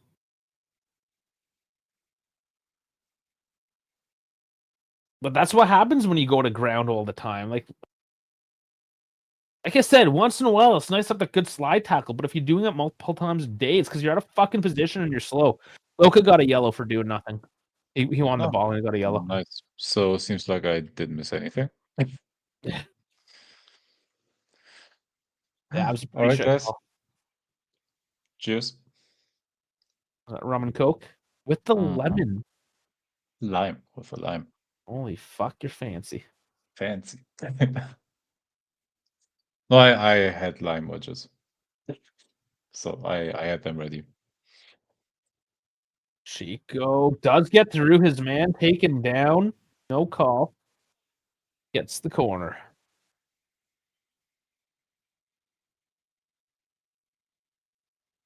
Yeah. Yeah, that's a fair call. I think you can. Maybe just don't say it on the internet. Whatever fucking alcohol policy you signed off at your company is what you can do.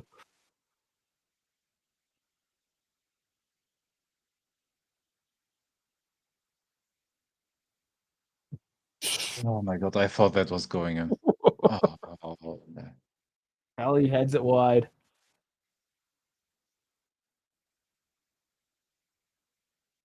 Oh, he just redirected it way too much.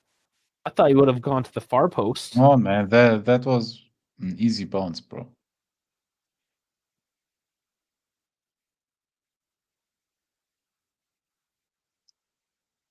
Are the other games still exciting at least? Benfica 2-0 now versus Yeah. Napoli.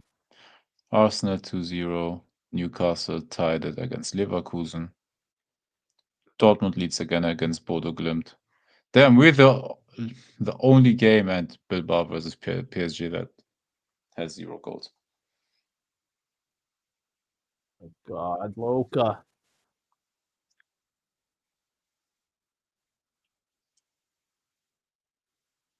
Openda is on the touchline, ready to probably take David off.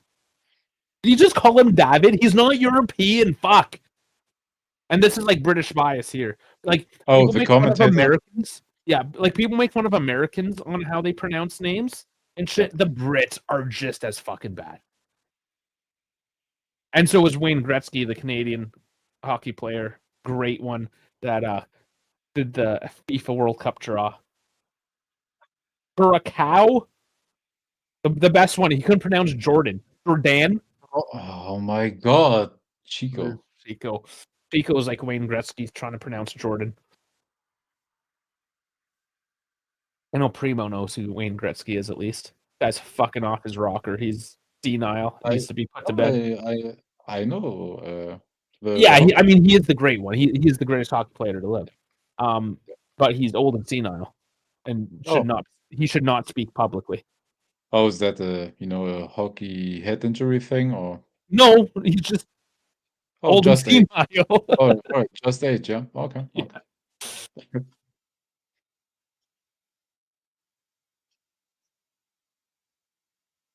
There's a pass through. Fine. Dude, someone make a run, please. But that's not a pass. That's not a fucking pass. My lord. Rico, come on, Chico. Oh, he took too long, got too deep, but fucking lost his man at least. And Chico gives me some hope. Yeah, Master G, Gretzky. Yeah, he played in LA after his stint with the Oilers. Yeah, you should know him. You're from LA, right? I know you're from California.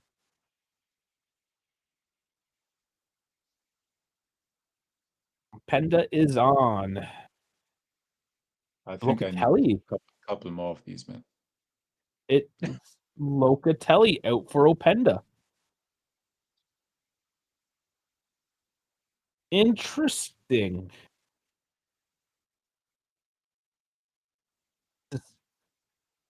So what? How are we playing now? 2 strikers, maybe. Let's see. No, Corner now. this must mean Coop moves into midfield and hopefully four-man backline. Now they're corner. Chico taking a shot. So it must be a 4-2-4 or 4-2-2-2. Oh man, Master G. He's a Detroit fan with Yzerman and Fedorov. Great years. There's a lot of people that became Detroit fans because of that dynasty there. Now Primo's gonna blow a load.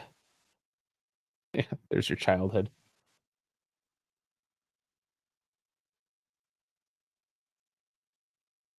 But yeah, same era, anyways.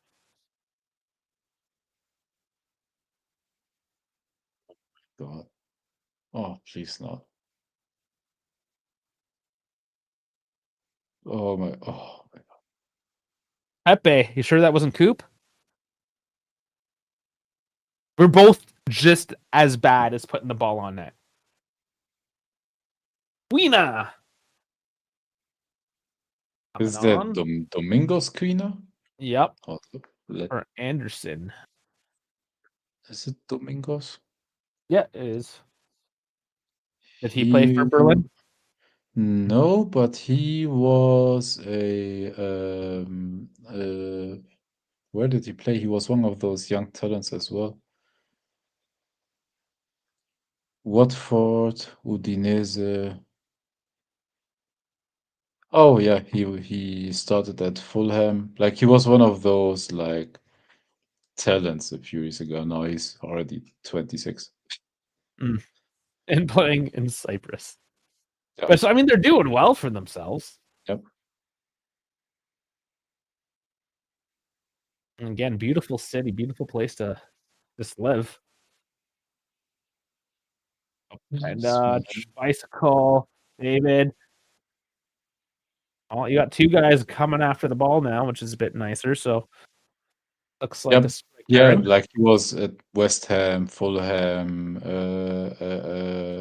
Watford, I believe. Like he went around in England.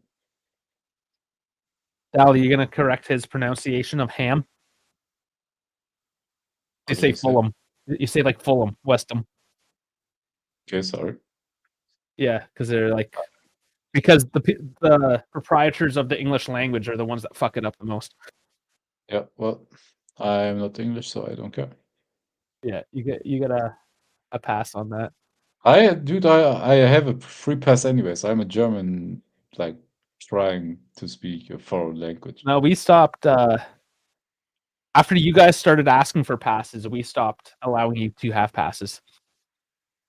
Yep. Yeah. Fair point. Fair point.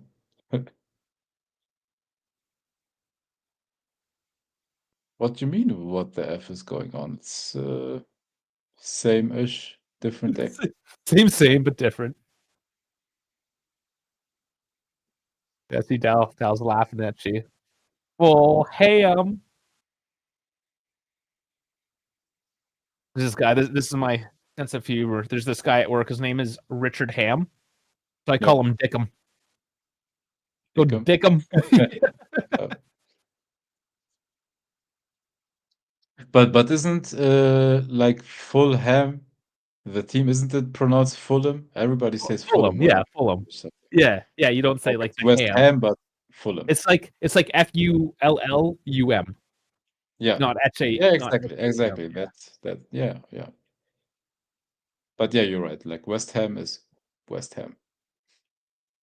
And just like say Lincolnshire. You don't say Lincolnshire. Say like Lincolnshire. Yeah. Worcestershire.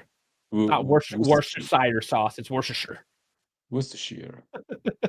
Yeah, man. It's or some say Worcester sauce. Worcester. Sure. Maybe because they're leaving all the other letters. They just leave them away. Whatever gets them through. Is it ketchup or catsup? Dude, we have some say ketchup and some say in Germany ketchup. Ketchup and ketchup. We have no idea what the right one is. There actually is. It's one of those things that was developed in different regions and had slightly different pronunciations and spellings. Damn, the topics we talk about. 300. Oh, well, look at the fucking game. Look at what we're watching, man. Dude, if we can't even win this, bro. We're practicing copium at the moment. At least we're not losing. This isn't Maccabi Haifa. Yeah, feed that. Kick it.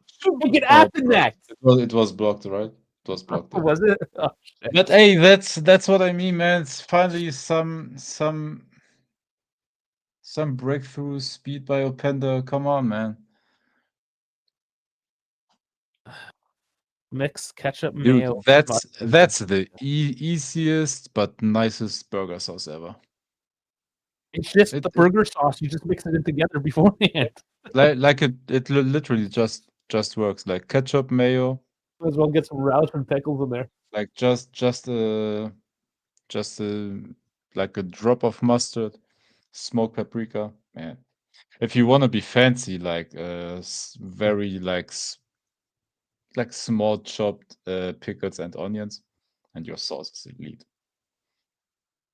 Oh, turn it and burn it! What? Yes! Fuck yes! McKenna. Weston! Shut up, all you fucking haters! Because Weston just fucking scored. Fucking puts it in the top shelf. Oh Right my god, thank you. Fucking Lord. Yes, sir. Yep, you understand me. But I am most of the time I'm not using, like, for the sauce I'm putting like raw garlic and chopped small onion. So Yeah. You know what the great thing about this too is it's Cambiasta with the assist. yeah, finally.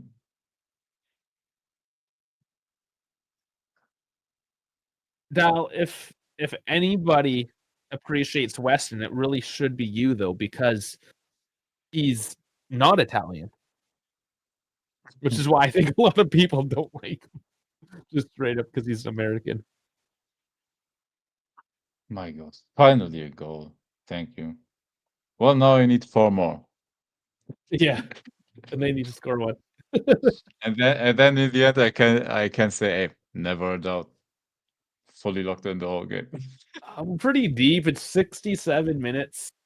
I mean, we needed that fucking goal. We need to now maintain this. That's the next step. Maybe get another. Let's see what Openda does here. Oh, I think he plays basketball. He dribbled the ball there for a sec. And dribble, not foot dribble.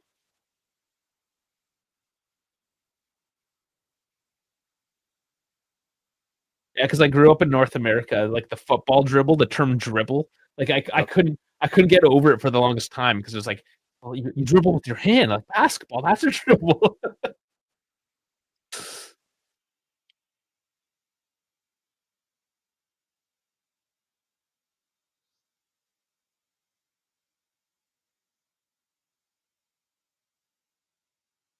Primo says I dribble. Yeah, all over your shirt because you're fucking old and you just dribble on yourself.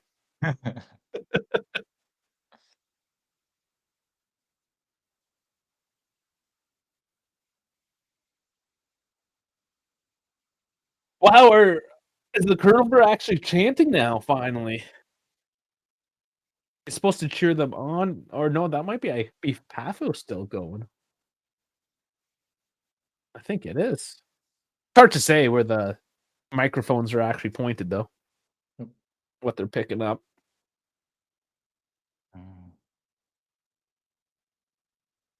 Oh, he says he dribbles down his leg after I pee, but that's also because you're old.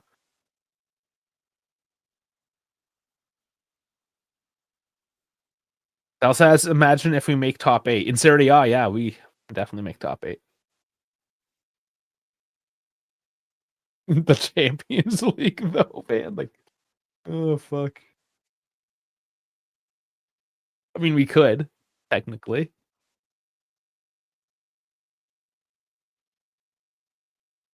Yeah, we want the 4-man back. He's been holding up. Spalletti has for defensive reinforcements for Bremer, Rugani, Yeah, just to have those actual that's my center thought backs. as well. Maybe just he's just waiting for Bremer to be fit. Well, he straight up said it. Yeah. The problem is all of our center backs right now are not really. Yeah. Like none of these guys outside of Rugani and Bremer are like bona fide full-time center backs. Yeah. These other guys are like wide playing defenders, wide back, whatever. They're more wide defenders, essentially. Yep. They don't shore up the defense. So to play a back four where you need two of those guys, maybe you got none. Maybe you can get away with that if you have Kalulu as, for example, the fullback on the right, and then Cambiaso on the left. Oh, and that's what we're doing now. So yeah, Kelly is technically a full-time. Exactly. And then you have Kelly and Bremer as the starting center backs. Rugani doesn't get the start. That's what I find a shame, because honestly, he's still recovering. Like he's not getting a start yet. Yeah. But he should get more starts. I would agree. Yes, exactly.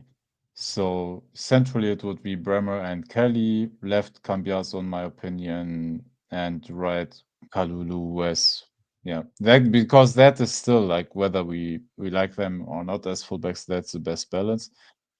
And then I don't know, depends on the midfield you want to have, right? Yeah, the midfield's always a point of contention.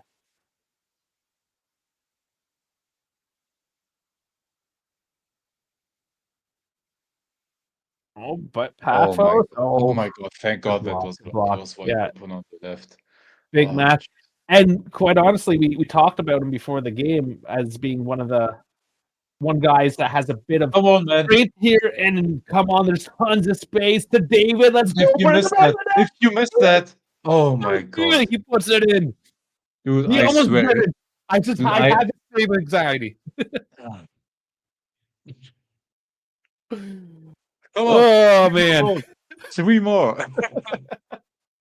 There was nothing but space there, and yes, David held on to it, and the keep got a piece of it. Oh my god! I swear, if he missed that. Oh, it was just a bad header by the that was Louise, wasn't it? Beautiful pass. Yeah, there was nothing wrong with any of that, really. Hey, that's a chat to rum. They're both getting ready.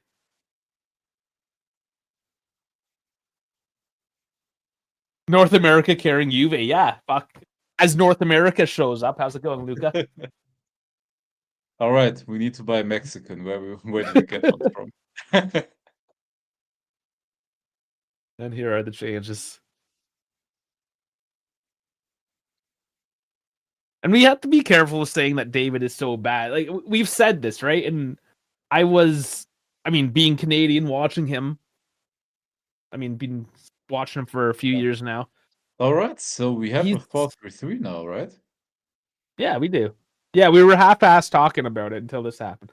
But yeah, be careful with because David is off. We subbed on Arjic and Thuram, 2 midfielders. Who else went off? Was it Miretti? Did Miretti go off as well? I'm thinking at the halftime was the Grova that came off there. It went so quickly. The game is kind of flowing. Oh, no. Finish that point though with David. Like, yes, he was free. He had one really good season. He was the classic. He had one really good season. The stars kind of aligned with him, and if he's put in a proper situation, he can do well. Juve are not in that situation right now, so he is gonna look as bad as the team. He's basically as good as the team allows him to be. Yeah, he's not gonna make the team better himself. Yep. All right, so on the pitch right now, in the midfield is Arjic, Thuram, and who? I'm confused. I can't think right now. I don't know. Okay, so you have Cambiasso left back with the ball right now. Oh, maybe we hold up again. And then you have Kelly Kalilu, Weston as a right back. In the midfield, you have Coop down the center. Coop minus. I forgot about Coop minus. Yeah, you have Thuram, Coop minus, and Ajic as your three-man midfield, and then Yildiz, Openda, and Conceição. Yes. Yeah. So we continue with the 4-3-3, man. I'm excited.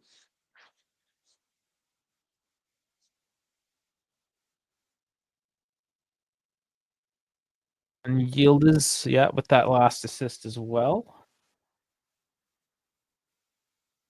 So Cambiasso, Yildiz with assists, David and McKennie with the goals.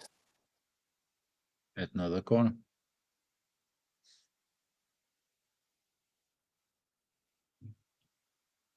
The offer Newcastle, eh? I agree, and it's a shame that he doesn't get called up to the German national team. He was already good at Milan, but now that he moved to Newcastle, he's really in good form. Say his name proper for us. Chow. Chow, yeah. I mean, I see Chow, and I'm thinking like a Chinese guy, CHOW.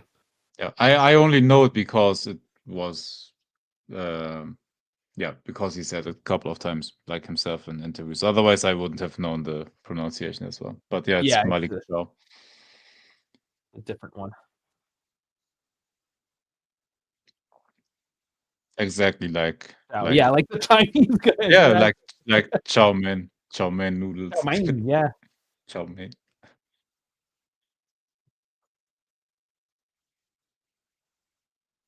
And yeah, like I said, man, Openda, once he gets fit, when he gets confidence and playing time, you see how the offense opened up. McKennie is coming off. And a couple guys now for Pafos. I mean, we're talking about ketchup versus catch-up pronunciations, whatnot. Pafos in and of itself, is it P-A-F-O-S? Is it P-A-P-H-O-S? And the fact of the matter is in Greek writing, it doesn't have those letters, so it's however so we don't know. Works. So however we literally don't know. Just like Macedonia, right? So can someone speak Greek in the chat? I wonder, do we have any Greek? I think we had a Greek come in previously, a couple of them. Did we? Do we have any right now? Yeah, I remember live streaming because we're talking about food again, of course. Hey, any of you guys on X, one of the 356, I bet one of you can speak Greek, so spam it in the comments, man. Yeah, and if you're on X, of course, follow. Most of you aren't, so just give us a good old follow. Also, I mean, YouTube, Twitter is X. Twitch, Kick, Instagram, and Live on Assist. Just whatever platforms you use, give us a good old follow. It's at the Dive Sports, the Dive YT. It's either one of those, but all the links are down in the description. Hit the buttons, people. Push the algorithm.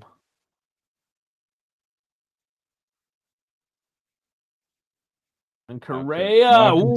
Why do you let him shoot, bro? Nothing but space. I know. Why do you let him cut in like that? There are two defenders around him, man. Was that the Correa that played on Sevilla? Not the same one, is it? Am I thinking? Let me check. Yeah, tell me the teams he's on.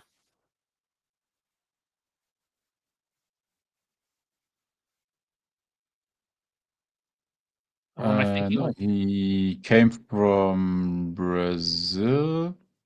Honestly, immediately to Pafos. Okay, all right. So not the guy. No, I mean, Correa is such a common name as well. Yeah. So. Yeah. Oh, Trump releasing down the left. Almost. That was another decent feed from that distance, man. Cross field and down the pitch. Good luck by Thuram on that one.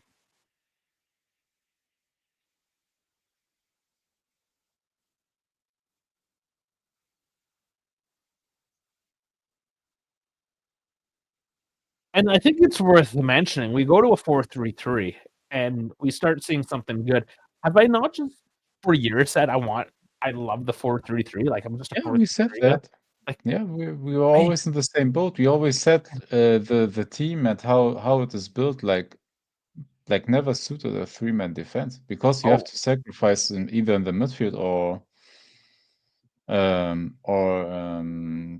at the striker positions or forward positions. Come on, guys, clear the line, get on your feet. Greg's got it. Dallas asking, so is Poop officially a center back now? Great question.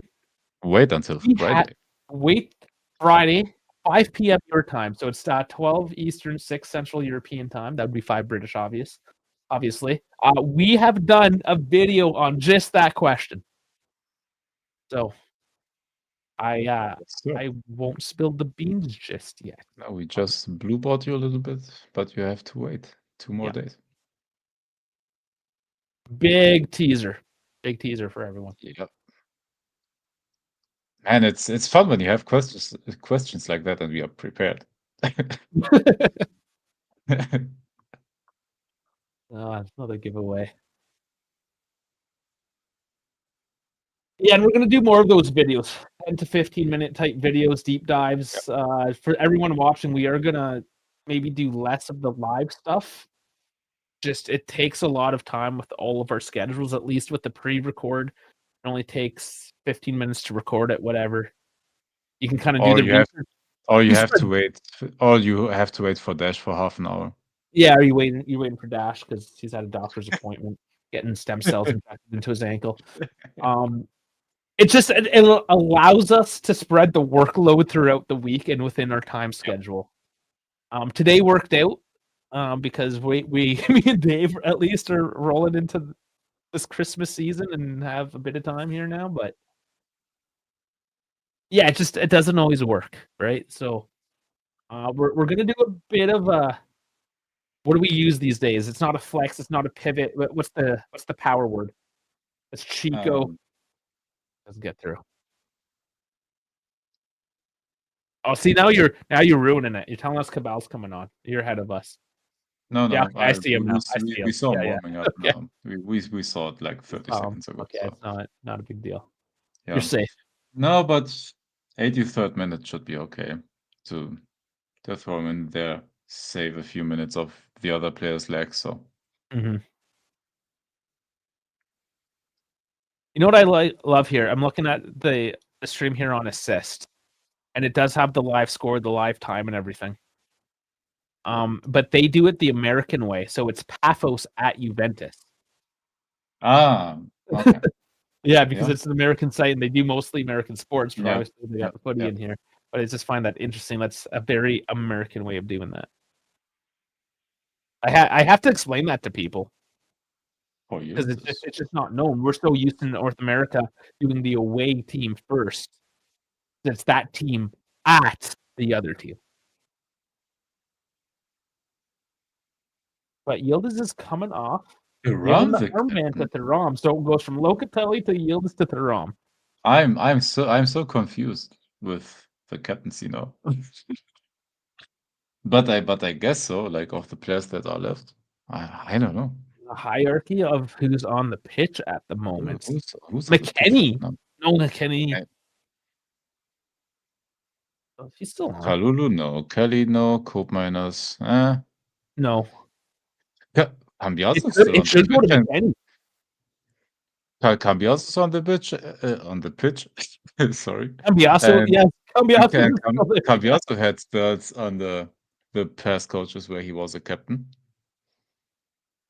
Well, that goes to show. You're right. McKenny should have been, because McKenny is right now the most senior player on the pitch. Mm-hmm. But who? That's a difficult one between Cambiaso because both of them had left on loans as well. Yeah, I know, but wasn't McKenny's tenure still longer? Like he was on loan for only 6 months to Leeds, right? Like it wasn't even a full season. No, that wasn't his first loan either. I'd have to look. Honestly, I just have to look at the transfer market of two of them and kind of count the days. how much time in they have. Yeah, boys, you got to clear this out. Oh, he stayed with us. He was only away at Leeds for 6 months. Otherwise, he was full-time with us. I thought there was another loan there. No, he came straight from Schalke to us on loan first. Then we bought him permanently. Like it's saying at least loan. And then we loaned him out to Leeds for those 6 months where Leeds got relegated, and then we got him back. I must then just be thinking about how he kept on being benched and put on the transfer list and not played until they had to, and then he showed up and they kept on playing him. It's almost like he was on loan in a sense. He had to keep on coming back after every new coach. Like they took away his parking spot. Yeah, man.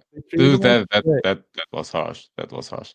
And by the way, dude, we always have people still calling us negative. I don't think we are too depressing.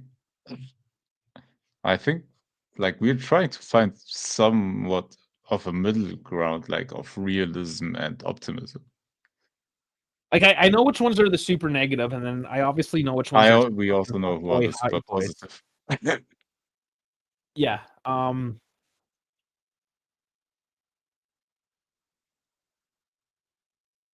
Yeah, I don't know. That's tricky. Even AJC, I thought was pretty decent. I haven't watched much of their shit lately. Oh no, Di Gregorio! Oh, is that gonna be a penalty, or what are we getting here? Was that a clean takeaway? It was not a clean takeaway. He hit the ball though. He hit the ball primarily. It's safe though. We're okay.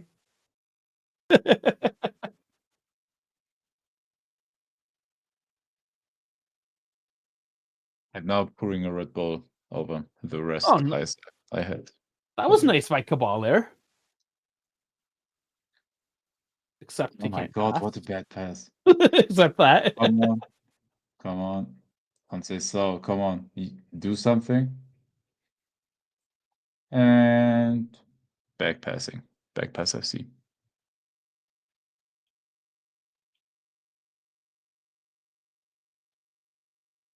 Yeah, I find that interesting that AJC is more on the optimistic side. I guess I can agree a little bit, but they have that Anthony Skanga guy though that like really likes to rip the spine out once in a while. You know, I don't know. Out of everyone, I like them the best. Like of not us.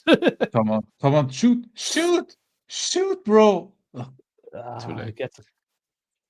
No, I'm honestly just watching AJC's account for transfer news and all of that because he has it very well summed up. I have to admit that. So I'm using a lot of his news. Like if we talk about something, I scroll through it. But yeah, he's the best. I'm still not going to say it's perfect because you said sum it up. There's a lot of just like, and I understand they're pulling. There's a whole lot of nothing post as well. Well, the problem is because they repost from every single newspaper, and every single newspaper says the exact same fucking thing. Yeah, it's kind of annoying just scrolling, trying to get your news feed, and it's just the same thing, just said different 5 times. but at least like he has the sources like mentioned pretty good, so you immediately see which one is bullshit, which one you actually can. Yeah, no, he is decent. Like it's a fine line, right? Like some people want absolutely everything. Some people aren't waking up in the morning, taking a shit, and going on to AJC Twitter to get their news like I am necessarily. Yeah. For example, hadn't he posted about Ottolini yesterday, I would have forgot that guy is even there. Well, yeah, and I don't know, that's for not kind of being like, hey, because it was in the back of my mind. But yes, to actually pull out an article about it is good. But again, he's got somebody that does that. There's no point in us doing it. That's the thing. Like we tried doing all the news. There's only so much. Like the States, you got to CNN or Fox, right? Like nobody watches CNBC unless you like work on Wall Street or something. Oh my god! I was scared that he's gonna give away a penalty. Oh. Yeah, AJC is more PG. Absolutely. Yeah. Yeah. And that was a conscious decision that we made because all the other channels are PG. Yeah. That we wanted one more adult base, which does narrow our consumption base, granted. Which is okay though, because the chat is grown up. Yeah, but fuck it, I can't. Most of the time. Like I can't not drop fuck bombs constantly. You know? Same for me. Same for me. Dash works in the corporate world, so he knows how to modulate his language a little better. Primo, I hope for you that you're literally only doing it for tactical analysis, because everything else, bro. Speaking of which, I'm gonna call him out on the screen. I don't give a fuck. Remember how he said, so the regulars, at least, the guys that have been watching us recently. Oh, another wide one from Pafos. We got 3 added on as well. So remember how I called beforehand, like how long is it gonna take for somebody to use the tattoo as a fucking excuse?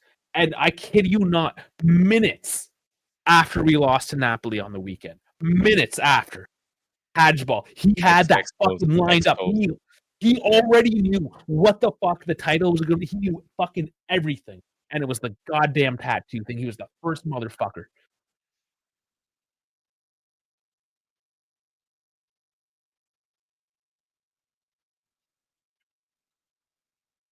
Yeah, pretty much the tattoo. Yeah, that's not the reason people are not watching. What, us, you're saying? Or somebody else? Like what? Or like what? Not watching what? There's not us, and you have some feedback. Obviously, we want to know what it is.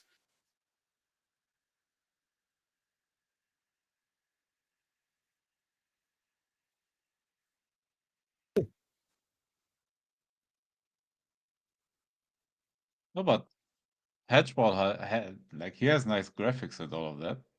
Oh, he does a really good job with the editing on it. Yeah. He's definitely got those skills. I'm assuming he does it himself.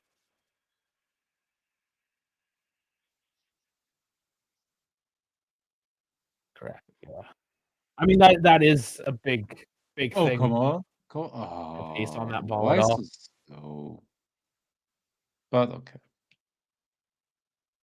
I want bubbles in the round corners. I can make. Hold on. I think I can do that. Changing the layout.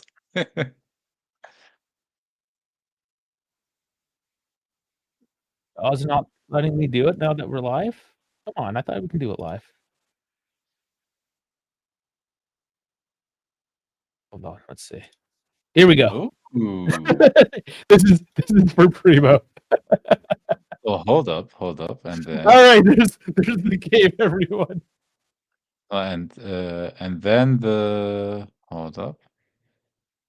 Okay, once again, TKG. Yeah, the F-bombs aren't the reason, but what's your reason then, in your opinion? Because you're here watching it. What's the reason? Or are you just here to spite us like a stay square like a man? Yeah, we'll change it back. No, hold up. And now the after dark background. Oh, no, that's not. Why doesn't it work? Ah. No, that's not the after dark one. I think you guys get easily distracted. Yeah. We get easily distracted by pasta, by Uzo. We do. But that's a catch-22 as well, because and here's the thing about that. Now that the game's over and we're getting distracted, precisely the point. We've had streams where we've talked about Juve for an hour, and then we went into talking about how ketchup sucks, as an example.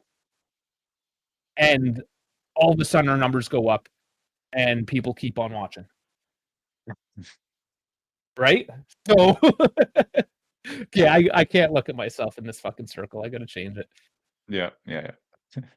But yes, no, I understand it's not everyone's cup of tea, especially for foreign speakers that don't necessarily get the jokes and all that. Absolutely. Like that's tough for some people. And it's totally a thing. Ketchup is more interesting than you. Apparently, ketchup is more interesting than Juventus because the numbers prove it. Hey, we talked about the perfect burger sauce earlier, so. And there you go. Talking about Goldbridge, he always goes off football. Yeah, and again, like everyone's got their own style. They want different types of content, and we looked at what the Juve space was, and the Juve space is I'm going to talk about Juve and nothing else because, quite honestly, some of these guys don't have any life experience. Like, not to put them down. Like, anybody can go and follow their passion, do a YouTube channel. That's what we did as well. But some people just don't know anything else, or at least don't have the ability to talk about anything else either. So we're leveraging the fact that we're like three dudes from three different walks of life that came together for the love of Juventus, essentially, and we're just spreading our passion, whether it is for Juventus or our hate for ketchup. Yep. You know, whatever it may be, and we want you to come along for the ride with that, right? It's not always Juve, and No, but we that's have other interests as well. Like, we are normal human beings that we want to show that as well. Like, I also don't believe that all the other content creators only live Juve and have nothing else to do in their lives. We just show and talk about our other interests. So yeah, this is interesting. So he says, especially right now, I think the fan base is on edge, so it's easy to lose them. Right now, it is actually. The numbers right now are not great because the team is not doing good. No. And that's why the hype channels do better in these situations, because the team's doing bad and they're hyping them up. It's all positivity, which is fine. It's great to be positive. It sucks being negative all the time. But at some point, you also have to be, you have to do a service. I think we're not bona fide journalists, but like de facto journalists, in the sense that we have to come out and we choose to give out this information, right? So we should be well informed and try to come, at least expose our biases, put them on the table, so you know where we stand with things, and have a proper conversation with it. A lot of the difference comes down to, we do this because it's our passion. We do it on our free time, and we want to do it. It's not our livelihood.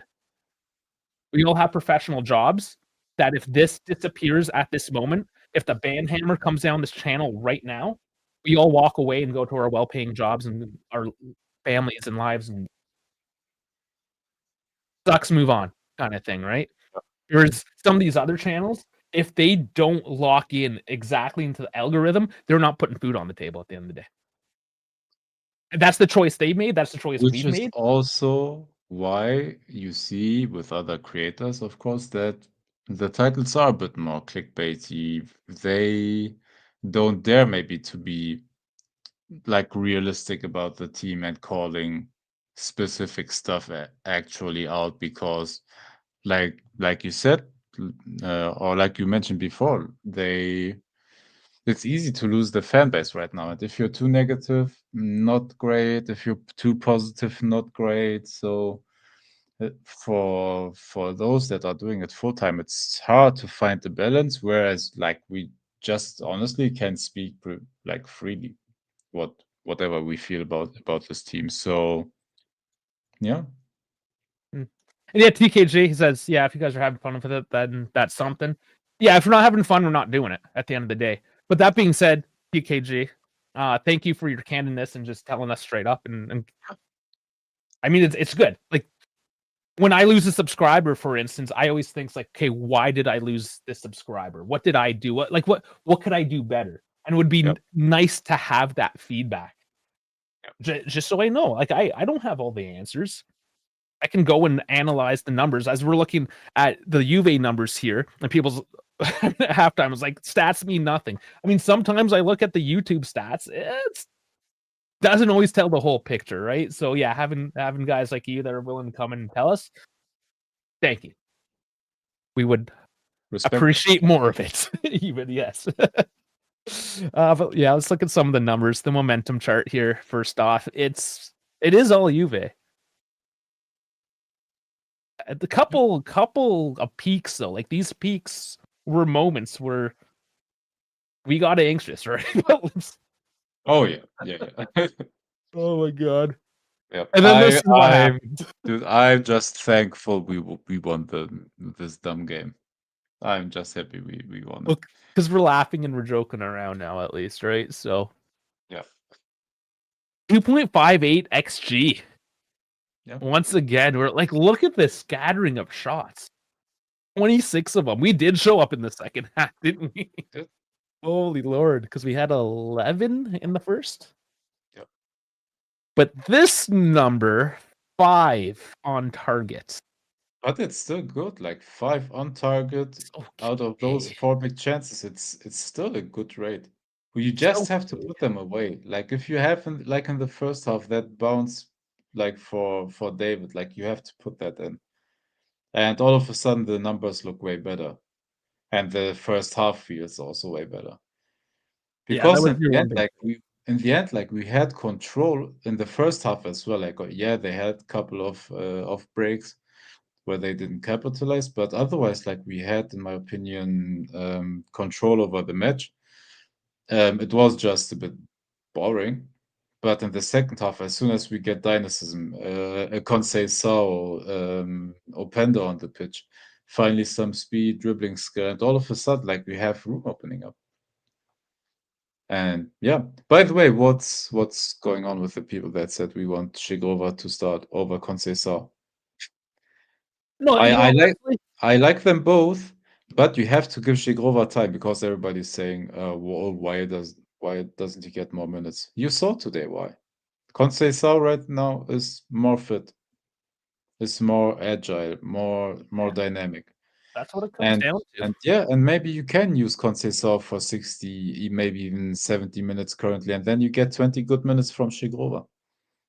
But don't put too much pressure on him. Right now, Conceição should be the starter until Shigrova works himself up. So we see Zagrova up until now. And Openda, and please Openda for David. Start Openda right now. Because Openda gives you a bit more energy, a bit more control, a bit more dominance in that front line. I wonder though if just having that extra burst of speed, like because he's coming off injury, if it's the same thing, right? Zagrova, we saw Napoli comes on for 10 minutes, looks good. Keep in mind he's coming on fresh, knows he only has to play 10 minutes against a tired Napoli team at that point, right? Compared to coming on fresh with a Pafos that was ready to take it to us and kind of did at times. And now he's putting in that full 45 minutes of that half. We do need to give him time, and this is why we have seen so little of him. And his game just wasn't as good today, not as dynamic, because he's just not there yet, and we have to be patient with him. Yep. And also what we underestimate, if he gets in at the 80th minute against players that are tired already, like of course he will look a bit better. I'm not doubting that. Like I always said, like he is a wonderful player to watch, but he needs to get himself up, man. And that's all it is. I'm not calling him bad. I'm not saying he is worse than Conceição in any way. It's just Conceição right now is more fit, and he gives you right now a bit more dynamism. If Shigrova gets more fit, and you can make that same argument. I like our front line, man. The pieces are awesome. Like Chico always looks better as well when he comes on the second half, when players are tired and he gets bodied around a lot less. Like the ideal is Zagrova gets healthy and you can cycle those guys in and out every single week to similar effect. Yes. Yeah. Or whatever your strategy is for that particular team. You can be like, okay, well, Chico's going to work better this week. Zagrova's going to work better midweek. By the way, if both are fit, that's a luxury to have. Like 2 players on such a similar level, and you can sub in and out without a drop off. That is a luxury that not a lot of teams have. Like not even like European top teams. I know the ultimate like level and the ceiling of the other teams, of course, is higher. So then Conceição and Shigrova, but man, like they're such on such a similar level that you don't have a dramatic drop off. Like you can use both without without any doubt. My opinion in any game. Now, Jeff says I still think Zagrova is better. Probably, like, if all things being equal, equal footing, health, all that stuff, we would assume Zagrova would be the number one. But we also know that people don't always come back to that same level after the injury. I mean, let's throw Chiesa out there. Or Vlahovic, or I mean, just anybody, right? We'll find out, right? We will find out. Yeah, we will. Until then, again, just patience. I am happy that he is here. This game was a slow start, but I don't mind that too much. Like that's what I expected, kinda. And we even said in halftime, like he will not play a lot of minutes this game. Like we said, all right, maybe 55th or 60th minute, but he went out immediately at halftime, which is okay. Like you can get away with that in a game against Pafos. Like that's not dramatic. There will people or fans be, I don't know, they will post on X, what a trash player subbed out at the 45th minute. Once again, buying a not fit player, overrated, blah blah blah. Chill, man. Like we said, he came straight like from a big injury break. Played full 90s, by the way, with Kosovo, so that took some energy. And yeah. Well, here we Now go. gotta take it slowly. No international breaks, so he will stay with Juve, and you can slowly build him up. There we go from AJC on the news. For those confused by the Zagrova sub at halftime, Chiellini pre-match stated he only had one half of football in his legs. Now, please go into the comments and see if I was right. People criticizing him. There's no comments yet. Oh, okay. So yeah, you gotta wait. You gotta wait a little bit right after the game for that. Not quite yet. Okay. If I just go to the but it's a classic case of, man, give him time. It's gonna work out. Like I said, it's a luxury to have Conceição and Chigrova on the same side. By the way, honestly, for me, same with Yildiz and Openda on the left. I know there's some drop off, but Openda still the speed he gives you, the versatility. Right now, we have and we can use him as a striker as well. But man, like the front line is good. I would always like a new number 9 because just of the inconsistencies and now the injuries. But since we can't afford that, man, like I like the front line overall. All right, let's dive into the current standings now that all the games have been played out for the week, anyways. So we're in that top 24, currently 17. And slowly climbing. Benfica, honestly, that's going to be a tough one. Yeah. I'm a little worried about that. Look, our next match. Oh, sorry. I thought it was going to be Champions League. But no, it's Bologna. Okay, let's just look at our matches, fixtures. That is in the new year now. Next page? Where's my next page? Damn it. At the top. It is 21st of January against Benfica. First, yeah, there you go. And then Monaco.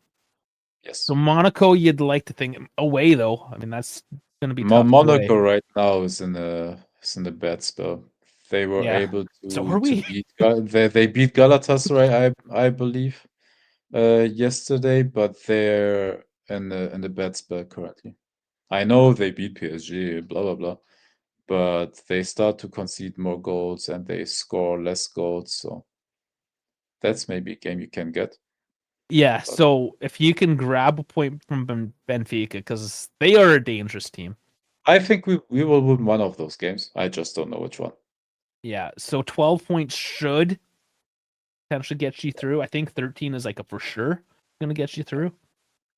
But it's going to depend how it all plays out. So if you can get a point from Benfica and beat Monaco or vice versa, you should be I would take that right now. Yeah, it's all you really need. You get seeded a little shittier, obviously, but fuck, I mean, is what it is. Enough to get through. You got a couple $1 million, whatever. Let's look. I want to look at the scores. Champions League. Okay. Carabag. 2, Ajax 4. I don't know. I mean, Ajax is on a shitty spell as well recently. Yeah.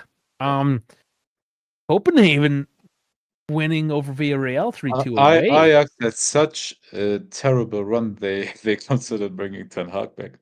Oh yeah, that's true. But yeah, a little surprised by this result. Villarreal dropping. Yep. Athletic Club, but Copenhagen is such a gritty team, man. Like, yeah, Villarreal is not. Yeah. You want to see like a bunch of divers. we struggled against them, and they're an okay side, but yeah, Copenhagen is a team. They don't F around. They're tall, physical. They can counter on you, and they still have like pretty technical players. Like Copenhagen is always tough to beat. Oh, and it's a last minute winner as well for Copenhagen. So yeah, I guess it's a slight upset there, being away from home. Athletic, this is almost a win for Athletic Club. 0-0 to PSG. Yep. Good for them. Leverkusen Newcastle 2-2. That would have been a good match as well to watch. And I mean, there you go. Bilbao though is 28th place currently, so they kind of needed a bit more, but that's not the game you calculate points from. So it's still okay, but man, they need some points now. Now this is okay, and this is why I say Benfica is going to be a tough team. Yes, Conte in the Champions League, whatever, it is what it is. But Benfica winning 2-0, and this is what they do. This is Benfica. Look how little they've had the ball. It's the same fucking lineup they played against us, and they shed the bed in this game. It's the same lineup. Oh, they did run like motherfuckers against us, so maybe they were a little bit tired. Traveling to Portugal as well. But again, this is what they do. They will terrorball you. They will sit back, absorb that pressure, and just be like, on you. I'm honestly a little bit worried about it. And we were gonna Benfica always has a decent team, good players. It's depending on the run they have, on the form they are in currently, but dude, that team is really good. And none other than Mourinho. And it's the Barrenechea revenge game as well. Yeah. Yeah, that one will be interesting. But Napoli drop in there. Yep. Dortmund tying to Bodo Glimt, and they're at home. Yep. They didn't even need to go to the Arctic for that one. And then, of course, Club Brugge 0-3 Arsenal. Expected, unfortunately. Yeah, that one is the most expected of them all, I think, today. And then, yeah, Juve 2-0 over Pafos. That is probably a score line that is expected as well, I would think. Yeah, it's okay. I went a bit overboard with 5-1, but I thought 3-1. I take the win. Yeah, I mean, it's decent. Clean sheet. They had their chances. I said 3-1. Like, our defense was broken down. They could have easily gotten that goal. Yeah. Oh, this is something we got to talk about, too, now that I see it on the sideline. FIFA President Gianni Infantino accused of breaking own rules over President Trump. Yeah, there's a lot of kickback with this right now. There's a few he's like it's reported that he single-handedly decided to give him the award, FIFA Peace Prize without talking to the committee. Yeah, there's a lot of news coming out. By the way, Paul Pogba invested in camel races now. Oh my. Okay. Sure. No, there's a sport I haven't watched. Oh my lord. But yeah, maybe that's something we deep dive as well. Again, alluding to how we're going to go to those 10-15 minute videos. This one on Friday is about Toon Koopmeiners as a center back, the transition. But that could be maybe a next week thing, depending on how much information, how much this story develops. But I think that's actually a pretty hot topic right now. So maybe give us ideas. That's sort of the thing too. You guys can give us ideas for shows, things you want to see. Because we're gonna give up again. Going back to that other conversation, competing against these other channels. We're just gonna go do our own thing. We're not gonna do what everyone else is doing. I think doing this and just shooting the shit, I think we're all personable enough people that we can kind of just shoot the shit. But it is do a video game show, do a hockey show, do an F1 show. Fuck you, Primo. Can't do it all. It just wants. I don't know if people want that because God forbid a German guy watches in the baseball hockey game. Oh yeah, that was one. Yeah, but you see, okay, so there's a little background story. So we did the watch along for Game 7 of the World Series, Toronto Blue Jays versus LA Dodgers, and Dave has never seen a baseball game in his life. First time, Game So, 7, man. Yeah, so we did a watch along, and because it was his first time, he decided to do it. Especially being a footy channel, we took the angle. Okay, let's do this for like new viewers, essentially. Like bring new people into the sport. This is obviously a massive game. Game 7, it's big. Why not? And it was. We got huge numbers on that. And yeah, we just did it like learn baseball. It's the World Series. Have some fun. And one person's like, it was kind of annoying. Why would you do a live stream with somebody that doesn't know ball? And it's like, did you listen to the first 30 seconds of me explaining what I just explained to you guys? Anyways, there was other comments that came in and it was like, no, that's great. It's awesome bringing new people into the sport, just share the wealth kind of thing, right? Which, I mean, that's exactly what we were trying to do.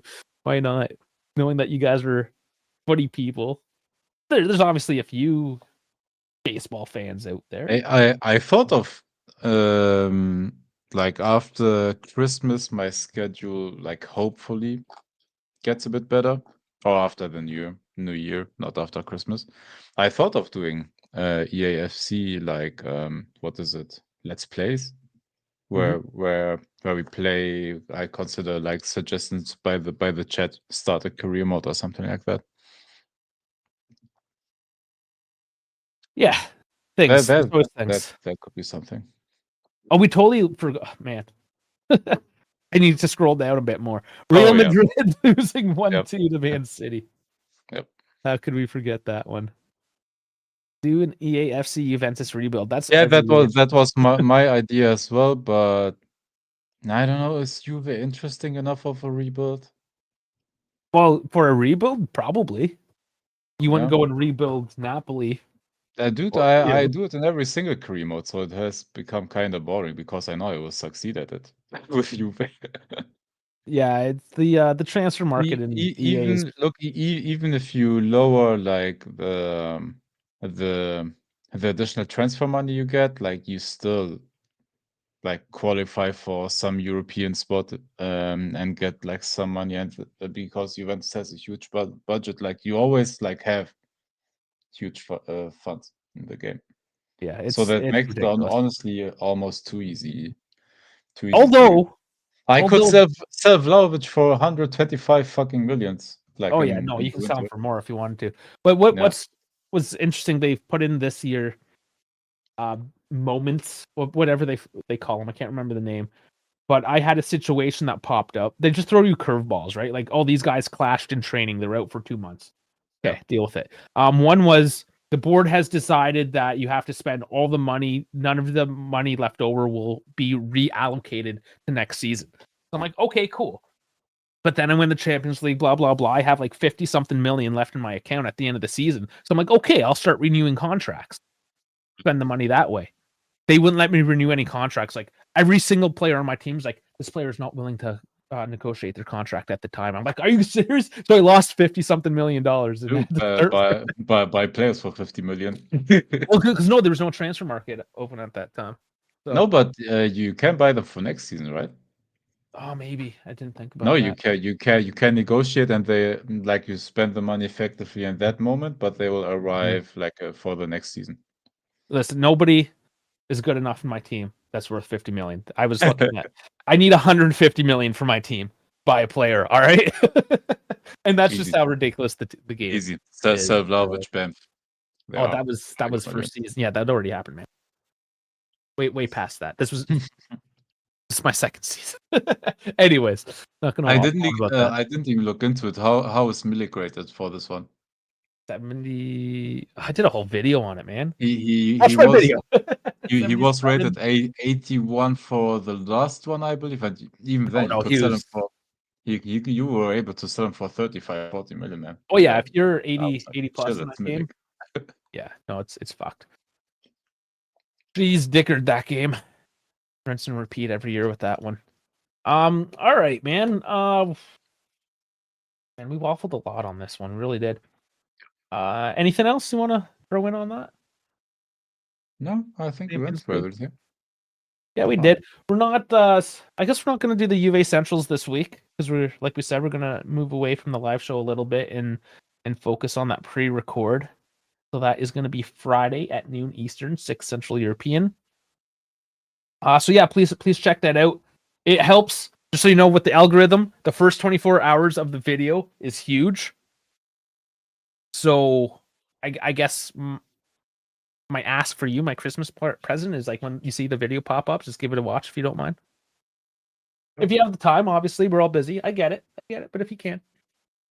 So yeah, that's kind of the new focus we're gonna try out. We're trying it out before the new year. If this kind of sticks, if it works, that's gonna be our New Year's resolution, or way going forward for the new year. We do that. If those who have been with us for a few years know, I kind of like freshen up the graphics. We do some new things. I take the time over the holidays to kind of just reimagine a couple things and reflect on how the channel's been performing and how we can do better.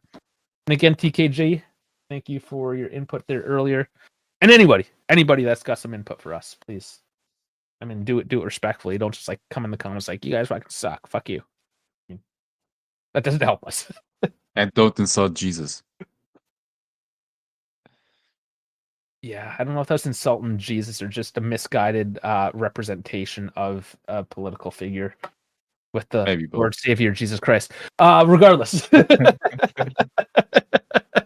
More foot pics. Am I allowed to show my bare feet? I don't know. You won't get feed content from me, brother. That's not my shtick. Dash ain't here. Dash was showing his feet, yeah, man. Yeah, Dash would for sure do it. The other thing I'm gonna ask you guys, so many of you are on X. X doesn't really do much for us other than get exposure. If you can, Act the Dive Sports on YouTube. Like and subscribe there. But honestly, on all platforms, if you go into our bio or description, whatever, on whichever platform, you'll find all the links. It's all there. Also, the Discord. I mean, that's where we continue to banter. Primo's gonna be there, being Primo. And all the guys we got. I mean, a bunch of you guys in the chat. Jeff, just scrolling through. Who else? Dal hates. Yeah, he's not gonna Discord. He just comes here to troll. But regardless, like that's where the community hangs out after hours and keeps the conversation going. So once again, it's YouTube, Twitch, X, Assist, Kick, and Instagram. My camera died. And his camera died. That means it's time. It's time. Okay. Well, Dave, thank you very much. It was fun. I mean, I think we had fun today overall. Yeah, we had fun. And I hope you guys did too in the chat. So once again, like, subscribe, get in the comments if you're watching the replay. Let us know what you want, and stay tuned for that Friday show. I'm excited for this one.